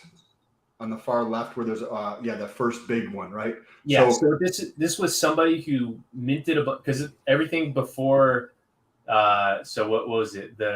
The minting phase ended like right here is the day rolled into May 1st. So that right there is when this blue line is when the minting phase started. So at this time it was all 1-to-1. So what this was is someone minted Maxi. There's barely any liquidity in the pool, and they sold it on Uniswap, and then people bought it back up at this discount. So right here it's like this person paid, this person got an 8% discount on Maxi, meaning that they put down 1 Hex and they got 1.08 Maxi. And so anytime prices but are you factoring in the 10%, right? Because didn't you guys hit the max multiplier? So that's like, I guess, fully separate because until then, like during the nuance here is that during the mint phase, it was fully like 1-to-1, and it was mintable and redeemable. So we saw redemptions happening here because, someone dumped their Maxi for cheap. This person got, 1.1 Maxi per 1 Hex that they bought with. And so they go and redeem that Maxi, that 1.1 Maxi for 1.1 Hex, and then they can mint that, or then they can then, So you can't do the redemption, right? Now that everything's done, correct? Yeah. So the redemption, you can't redeem it anymore until the stake ends. But during this time, there was like redemption and minting. So that's what really kept the price like kind of close to this like 1-to-1. But there's still So there's still after the blue line, there's that other dip, right? To the right, mm-hmm. That one right there. Yeah. So GRC, that point right there. So you could take 10 grand, buy shit at a discount, wait 4 days, 3 days, and then go to the green line to the far right, to that one that's just the green candle. All the way to being at a 1% premium now, which is crazy. So this person who bought here, they got 1.05 Maxi per Hex, and and it's already up on. And then they could literally sell it right there for what? And they make that's why I wanted you to understand this, because I knew this is where I would get lost and where you would thrive. Like I understand, I so well understand the value proposition of Maxi, but like as far as the in and outs of market trading, I still get very like, I'm like, why this, why that? What if no one's selling? Is there liquidity? Like, so I get confused, but I understand buying Maxi and what it is comparatively to Hex. Like I understand that, and I understand that it's not a negative thing because you just staked away 300 million Hex for 15 years, which is absolutely one of the most incredible things I've seen in a long time since I started like a year ago. But it's also, even if you just buy Maxi, even at 1-to-1, it's still buying Hex at a discount, right? Yeah, because you're buying that future earnings. So it's like you're buying pre-staked Hex, and you're experiencing. Like, I mean, to me, and the 10% discount, or the 10% gain from the max multiplier. So you get a 10% if you're gonna hold it for long term. If you just buy Maxi, you're getting a 10% gain automatically just by buying Maxi at 1-to-1. I'll clarify the bigger pays better bonus. It's actually closer to about 3% because it's 10%. So it's not 10%. Well, so the way that the staking bonus, so longer pays better and bigger pays better, what that does is it, like the bigger pays better bonus, it gives you 1.1 Hex worth of T-shares per Hex. So you get a 10%, you get like a 10% extra T-shares per Hex that you stake. But at the same time, since we did the max length stake, the longer pays better gives you like 200% extra. And so the total impact of the 10% increased earnings per Hex, because it's like that 10% is now divided by what's effectively 300%. And so the bigger pays better bonus is it's effectively like a 3%. You get 3% more T-shares than you would have if the stake was smaller. And so it's not like you get 10% instantly, but that 3% extra, spent over 15 years, maybe that turns into, what would that be, like 45% bonus? Because if you do it per year, yeah. But what you're describing is like, if the market understood literally this conversation, Maxi should theoretically be selling at a premium to Hex. Yeah, well, period. Yeah, because it has the future earnings is like, to me, I think the big premium driver is that, you can, rather than like, today you could enter in your own, stake or whatever, or you could just buy Maxi where it's like pre-staked. And then also, I mean, the big savings that users will experience that I expect to see reflected in the price is the like 99.999% gas savings. Because to end the stake, there's on hexnoob.com, they have a calculator calculates how much it'll cost in gas to end the stake, where you put in estimates on what you think the gas price is going to be. But now that all the staking is in one, rather than having 5,000 individual users each ending a stake fully on their own, you're now just doing that once for all the users. And so that alone is like 99.99% savings there. And so to me, that's the big benefit for people using Maxi for the staking aspect, like holding Maxi as an alternative to staking Hex, really in any duration. We should stop talking about Maxi, because I want to be able to buy Maxi at a discount before all these other fuckers buy Maxi. The thing about Maxi is it's going to ebb and flow, right? Like, no, I know, but what we're talking about, if the market fully understand what Dipcatcher and I are talking about, oh yeah, we're in trouble. Well, it would technically sell at a premium. This is Hex. Maxi should theoretically sell at a small premium to Hex all the time. Yes. And it's not all the time. No, not yet. Which is just a massive opportunity. Right, because really the value is not even there. It doesn't really exist yet, right? Like it's going to be ratcheting up over time. Technically, like it's just because the stake's there, the speculative value's there, but it has to actually it burns all the Hex, right? So yeah, I mean, like that. It has to ratchet up that value over time, and maybe like I don't know if that somehow is like intertwined with the value prop. Yeah, it definitely is. That I call discounting to the present, because you can't redeem the Hex yet. So like the hex is still sitting there, and you don't know that's what the value. That's the value pocket, right? Like that's the pocket of value that people are looking for. It's crazy. Yeah, it's like that's are like you more bullish? Are you more bullish on Maxi than you are on Hex? Just well, they're the same. It's a derivative. Well, I'm so bullish on Hex that I amplified it through Maxi. It's kind of how where savage. Because just holding Maxi is just holding Hex. Yeah, correct. And then, so it's really the same. And so that but I just because like Maxi has a fixed supply and then the amount of Hex that it's redeemable for is always growing. Like in that sense, like it just like makes sense that like over time, if the market price kind of keeps you never know what it's going to be because it all comes down to who's buying and who's selling in that moment. But if it over time just averages around to be the like that redemption value, then it makes sense that like the unit price of Maxi is going to go up over time, to track the increased underlying value of the treasury that it's backed by. And so, but it's like a double amplification because you've also locked in the speculative nature of Hedron. Yeah, yeah, like that to me is like that was the thing. That shit blows up, dude. What the fuck? Yeah, because it's like the Hex. If it was Hex alone, it's like the future earnings calculation on Hex. It's kind of boring because like it's not like it's fairly predictable. Like because how much the annual inflation is of Hex, and that's like the big like driver of that daily payout. And then you can kind of estimate how like at what rate do you think people who are ending their stakes are going to restake? Like, are people going to restake and reclaim 100%? Yeah. So those are like the two drivers in what that daily payout's going to be. And that takes years for that number to really move. But with Hedron, there's this whole wild card in there. And anytime there's more uncertainty, there's more risk. Anytime there's more risk, there's volatility. And the more volatility that we can attract here, that just means more trading opportunities. And so that brings liquidity providers. And the whole value proposition of Maxi is the liquid exposure to staked Hex. And so like having Hedron and it's liquid exposure, but it's a security. People can say whatever they want. I know about 50% of people that use crypto are about due to get wrecked at some point because they don't have their security in line. If you've made mistakes in the past, you can send your Maxi to your new updated accounts with your security all in check, which is a huge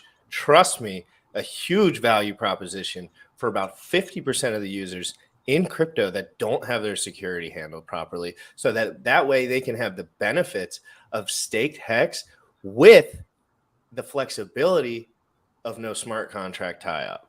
Mm-hmm. It's fucking genius, dude. I love this play. This is awesome, and I appreciate you sharing the information because it's like on the one hand, you could buy Maxi just as the thing to buy. It's like not saying that anybody should do any of the fucking shit I talk about, but like you could just get all those extra like added volatility pieces that are added on, right? Because we already know that Hex is very volatile, right? And then you would expect the same from the Hedron, and you can get all that wrapped into one, plus having the bonuses for bigger pays better and longer pays better all into one spot, and you can just buy that thing. Like, just seems very. Yeah, I'm very. So what's next? So I've heard a lot of people be like, "Oh, this should happen like every quarter." I don't think it should happen every quarter. What are your thoughts on that? I should have gotten to Maxi, but I did not. Hey, you can buy Maxi, and it has the same value. Whether you we were just minting the supply, but you still get the same value if you buy the Maxi. So don't worry about that. No issues here. Fashion Coder, welcome. I was getting a little worried. I hadn't seen you in here. I thought you might have had a new stream you were popping into. We don't like to see that. She made an awesome video about Maximus. She went through the code, and thank you so much, Fashion Coder. That was awesome. Fashion Coder, I give a lot of people a lot of shit on this show. I promise. And I don't care if they're cute, not cute, or whatever. But she makes cool videos that are going to be very digestible for people that like are new. And for people that are, and she does the coding stuff, and she has a good idea about the background in the industry. So like, her videos are very good. Like, she could make some like seriously top tier like evergreen content because one, she's awesome, she's cute, her voice is really nice, but then she knows what the fuck she's talking about, and that's just I think she's got a good thing going. Mm-hmm. Yeah. Oh, where is that? Is that on V3 or V2? By the way, I was just looking that up in the background, so I agree that with a lot of what you were saying about the cool videos. I've only listened to a little bit of the first part of one of her videos, but there's a lot of people who are adding value to the community in their own way, like Dipcatcher doing it in this way, and Fashion Coder doing it in that way, and you're doing it in this way. So there's a lot of different people adding to the community in their own unique way, and it's a beautiful thing to see. Where is the most liquidity? Let's see. Is there a tool that like tells you? Yeah. Put in token? So I just sent you the link I just sent in the private chat to Dex Screener. This shows you. So like on my screen, there's $710,000 liquidity, $470,000 of 24-hour trading volume, and then on here it shows the pair that you can link to. So.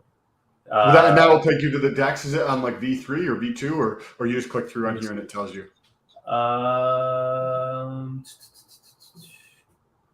This is I think this is a V2 pool. V2. Okay, cool. Because I just went to V3 and I was like, it doesn't see good shit here. No, actually, this may be a V3 pool. I don't know. I'll have to. I should know that off the top of my head. But if you go to, let me see, like uniswap.info, and then I think we can infer that from here. But yeah, catching the stream live from Budapest. Swearworks, great to see you. That is awesome. Catching the live stream from Singapore, Page, great to see you guys. Everyone who's in here who hasn't hit the like and subscribe, we're going to go back to that real quick. Just saw 2 new people. That's pretty cool. Please hit the like button, share this out, subscribe. We're going to go right back to the action. My name is GRC. This is Crypto in the Morning, and we do this every day at 11 a.m. We just talk about the coolest stuff in crypto. So if anyone doesn't know me, this is Dipcatcher. This is Sam Stolt, my co-host, and we go live every day at 11 a.m. and we talk about comprehensive detail within crypto. That's pretty much what we do, and we joke around a lot. So it's those 2 things. So I just pulled this up, info.uniswap or whatever. Mhm. This pool, what is it? So it's got 400K in it, and it doesn't have any volume yet. I don't know why it doesn't show the volume, because and it also shows the whatever Dex Screener is showing. It shows a little different than that, which is I'm not sure why the Uniswap. This is such a cool play. Like I am like very What's the play? excited because it's just play? the maxi play. Oh my god, the maxi play is just sickening. And if you ask Bob just gets absolutely aroused when you tell him that nobody's going to be paying ETH fees. Oh yeah, that's like it's crazy. It was like the perfect like timing on our launch. So in total, the total gas spent by all maxi minters, there are 5,300 people that minted maxi, was only $69,000 over 2 weeks. So 69,000 divided by 5,330. So that's like $13 in gas per person. That's nothing. Like that's like a fraction of what a Uniswap would be, fraction of staking on your own. And so like, you know, we already have been massively saving on gas. And what's crazy is an hour after our minting phase ended, there was some like NFT launch related to that Bored Ape Yacht Club thing that some with their launch contract just like caused these crazy like gas price wars where people were trying to like get, you know, their transactions through, and they were like bidding up the price of gas. Like gas prices went in like the thousands of G-Way. And so like I saw 10,000 the other night. 10,000. Yeah, literally like that all that happened literally an hour after our minting was done. So we like finished our minting, locked in our stake, and then literally like minutes later the gas prices went to like all-time high levels. And it's just like such a blessing that we finished up before that, because that could have drastically hurt our minting numbers if people were priced out, because during the minting gas was so low. Like I got mints done for like $7.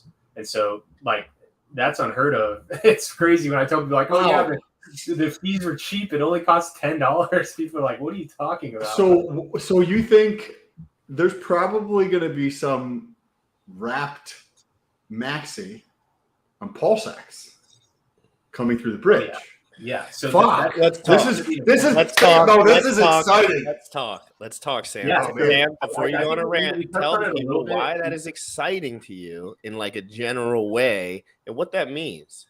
Yeah. Okay, so sorry. So what I was gonna say about the because there's EHEX and PHEX, and there's going to be EMAXI and PMAXI.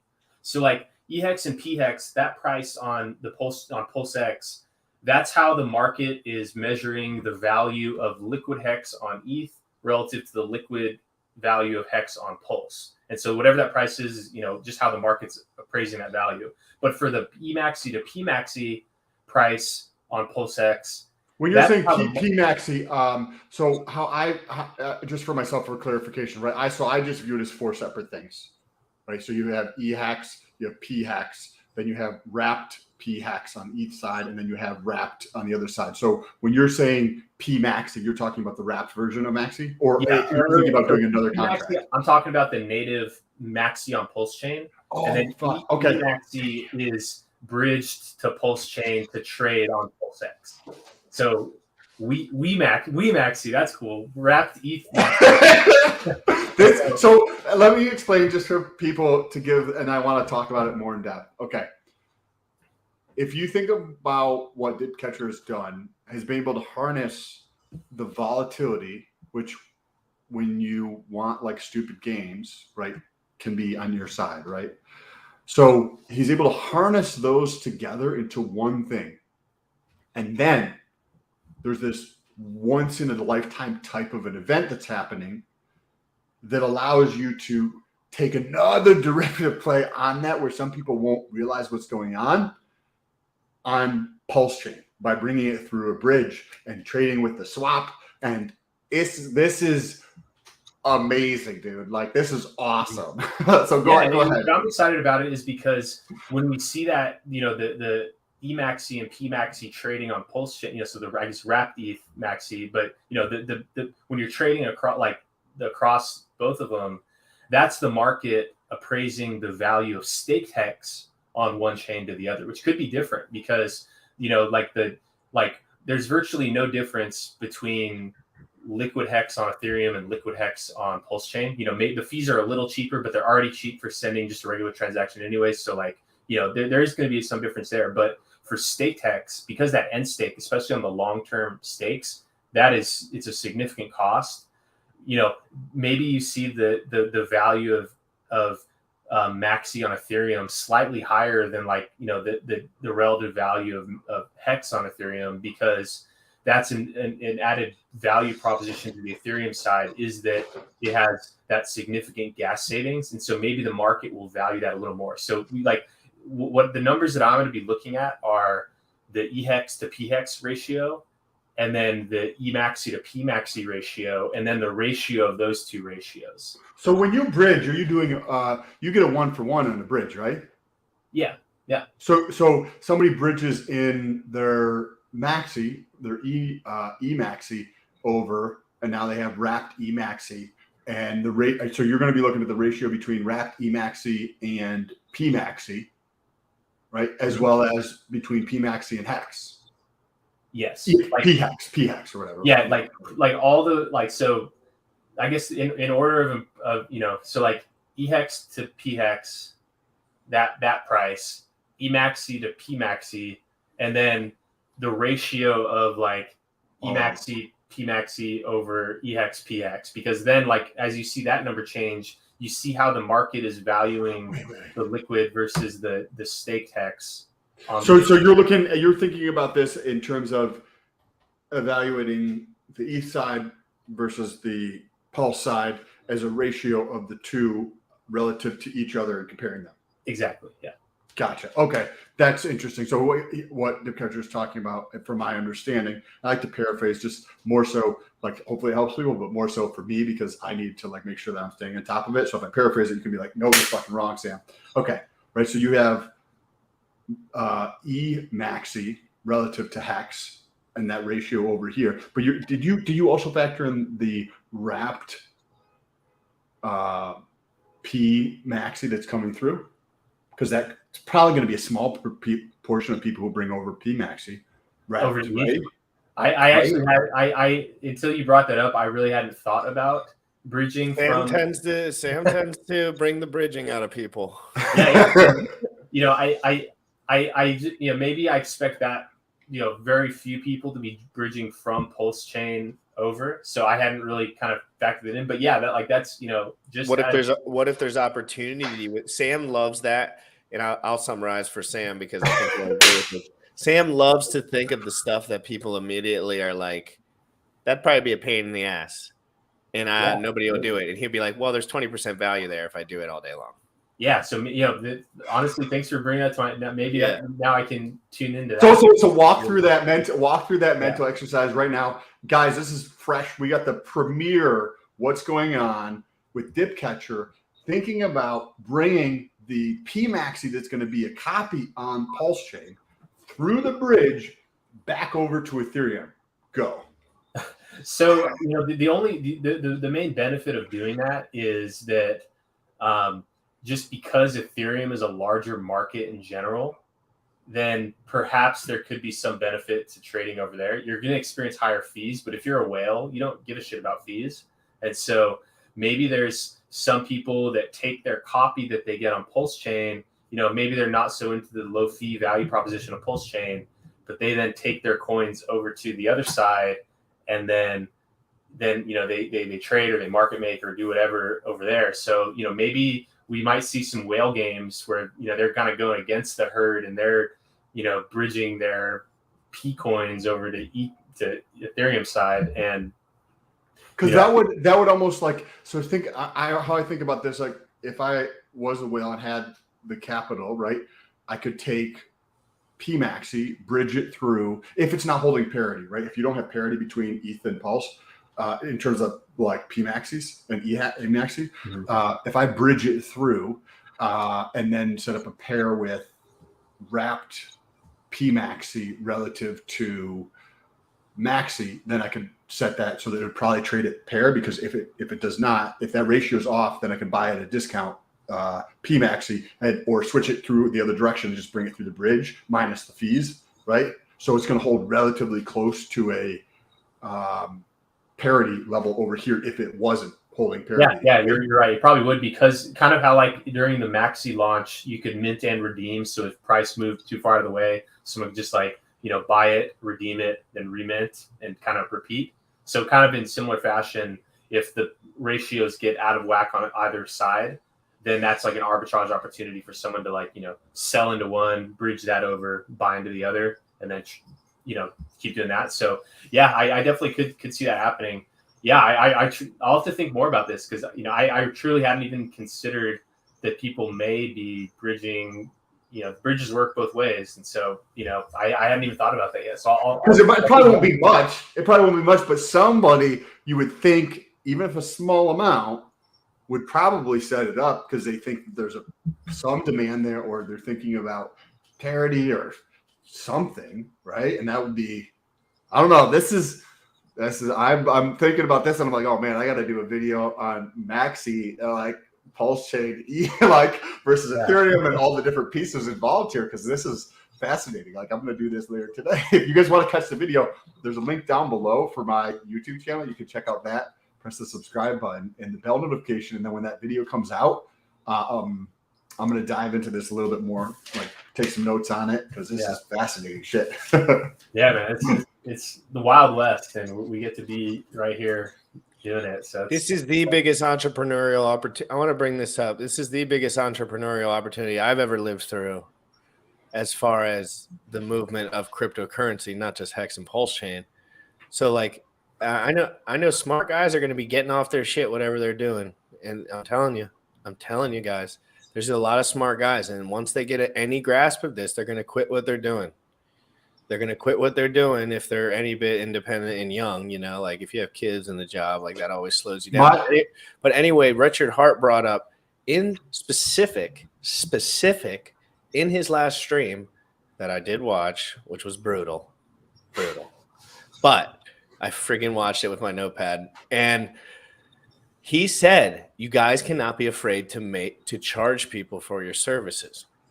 And he said that in a he reiterated it even within the same sentence. He said, people will take it more seriously. Not your protocol is obviously a kind of a different, but in general, like making money from providing value is how life works. And if you're one of those 100, 150 hexagons and I've been there, I've said this shit too sometimes, like, yes, 90% of people that make money in crypto are scamming you. But if someone's providing real value and doing something important, you can't just call them a freaking sellout when they're spending their whole entire day literally tending to the exact thing that all of us are doing. And it's not even me. I don't even have any. I'm just talking about in general. I see the attacks. They're immediate. It's like if somebody has what if Sam Stolt had a course that changed the lives of 100,000 people and it was $20 a pop? Is that bad? No. There's nothing bad about that. Sam's one of the smartest guys I know. And in 5 years' time or whatever, like what if you wanted to do something like that? I think that would just be like absolutely standard issue good. But in this community, they're like, Richard created all this value. Like you must. And I don't even think Richard thinks that. Richard's the last guy. He's like, guys, if you're providing dope ass shit, like he said, the billion hex story, if you were charging $250 a pop, people would take it more seriously. He said it straight up. But I think thanks for bringing this up, because for everybody who doesn't know this, and correct me if I'm wrong, Dip Catcher set this shit up with his buddy for free, and they paid shit out of pocket, unless you maybe had a little bit of donations for it or whatever. But like they put all the work and effort and $60 in donations.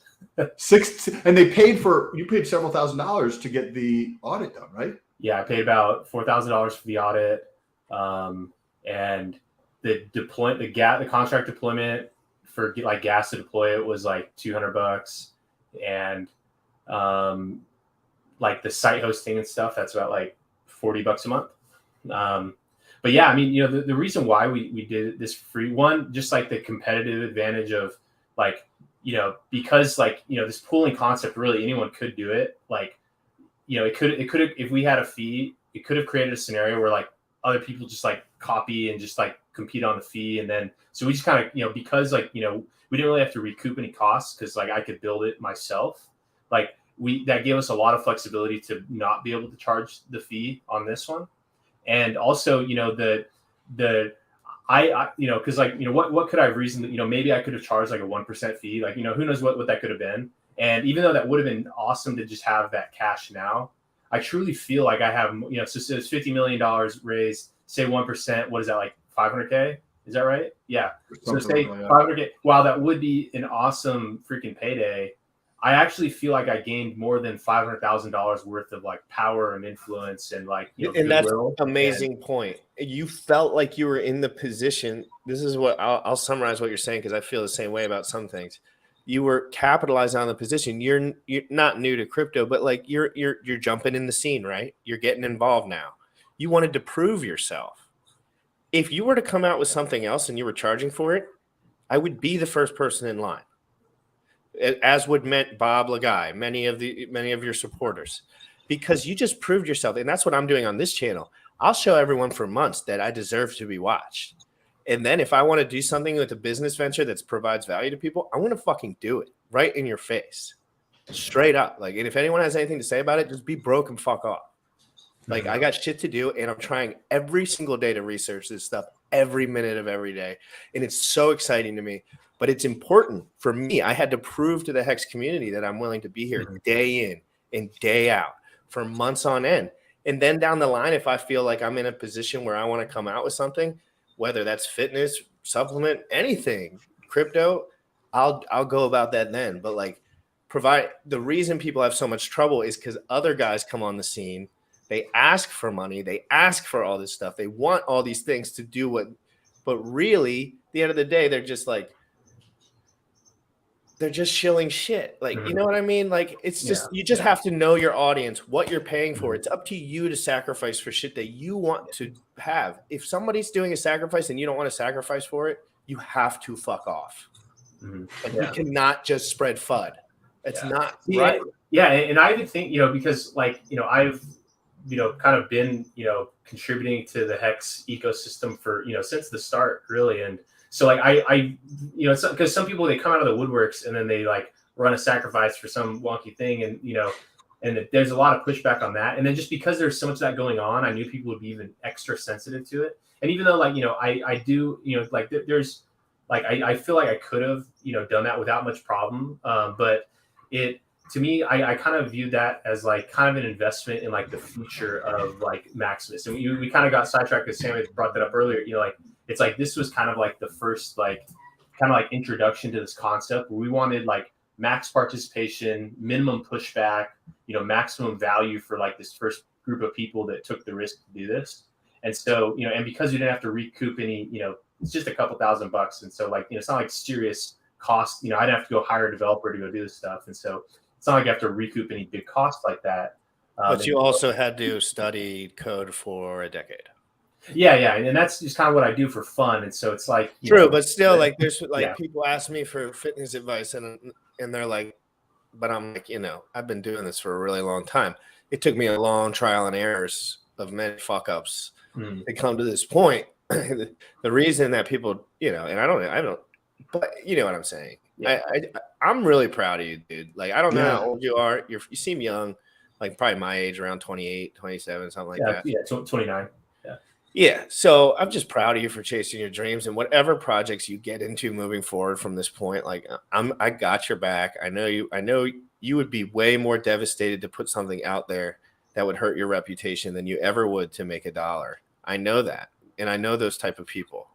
And those are the people you want to get behind, because if they do come out with something, it's all heart, right? It's like you already have money, or like we all know about crypto now. We all know about Hex. Like in the future, you're going to have money probably if you just use the protocols correctly. But to have the inspiration to chase your dreams and be a leader, that takes a lifelong commitment to yourself. And I think that you're showing that in this community and to everyone, you and Gold Key. And that's definitely an inspiration to, me, GRC, people who are watching, like, love what you're doing. And you said that really nicely, GRC, because 100% when you see people doing things like this, it gives you an idea of their character and their integrity. And those are the type of people that you want in your circle. And those are the type of people that you want to support with your time and your money. But right, like the more intentional humankind, but we're starting with us, right? Looking in the mirror with our time and our money is how we're going to go through and change all the bad things in the world. Is by changing how you spend your time and changing how you spend your money in this world, so that we can impact the world and we can drive the world in the direction that we want to see it, and get rid of the things that we don't support in the world that are not providing maximal amount of value to society. So thank you for the inspiration, Dip Covers. This has been awesome. I have to run, but second time conversation, enjoyed it just as much, probably more than the first conversation. And I really enjoyed the first conversation. So thank you. If you ever need anything, can help anything, or if you're working on a project and we're doing the AMA at 6 p.m. If you have any questions about fitness, bring them to that AMA, even if they're small, big, in between nutrition. Thanks for putting that on. I'm excited, because I've been trying to, get in shape for my wedding and stuff and honeymoon and all that. And, oh shit. Great. And then, so I've kind of been, just focusing more on that. But, I'm I grew up playing sports and, casual fitness, like I go to the gym, I go run and stuff. And, but now I kind of like the structure where, now I'm like logging what I'm eating, what's those daily habits? We want people to know, like, you legit will live way longer if you pay attention to what you eat. And better. You just, for real, you're going to be around chilling with your kid, if you have kids or whatever, way fucking longer, having way better quality of life. Scammer, block this user. The quality of life is what we're pushing here. Not everyone's going to have bodybuilding genetics and shit, right? But if you can look good in a suit and with a bathing suit on and have your kids around and be moving and running around and playing sports until you're 70, which is totally possible. You want to facilitate that as soon as possible. You do, because Sam would be the first one to say, and me too, doing these things daily makes you happier.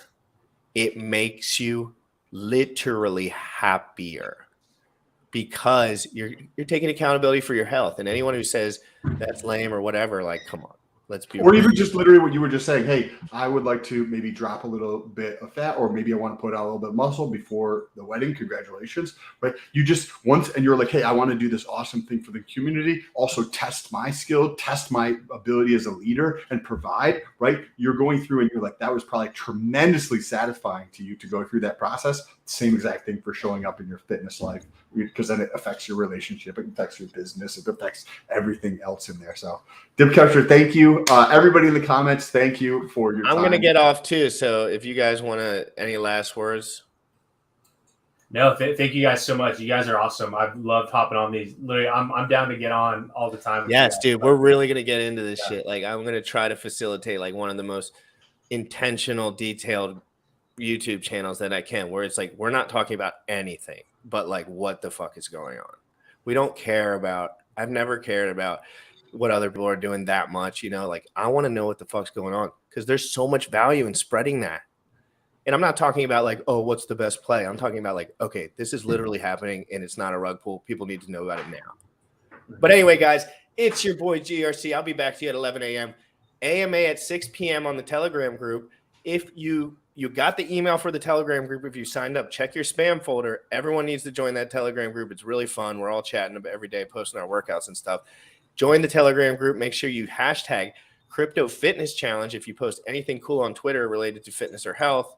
Guys, I'll be back here tomorrow. We're going to cover on Friday, I'm doing a full episode on Terra Luna, like 100%. Like I'm going into it. I'm studying. Sam's studying. We got a guy coming on who's an expert, because I think there's some interaction between Pulse Chain and Terra Luna that with some bridging that could be potentially explosive, because their community is a bit explosive. And so we're going to get into that. We also have Kinetics is coming on Thursday. We're going to be talking about all sorts of stuff. Those guys have a lot going on. I had never met Kinetics in one-on-one on this stream, so we wanted to invite him on because he's a really cool guy. Anyway, guys, we're coming at you. I got to go. I'm getting lunch with my mom. I'm going to put on this video. I hope everyone has a wonderful day.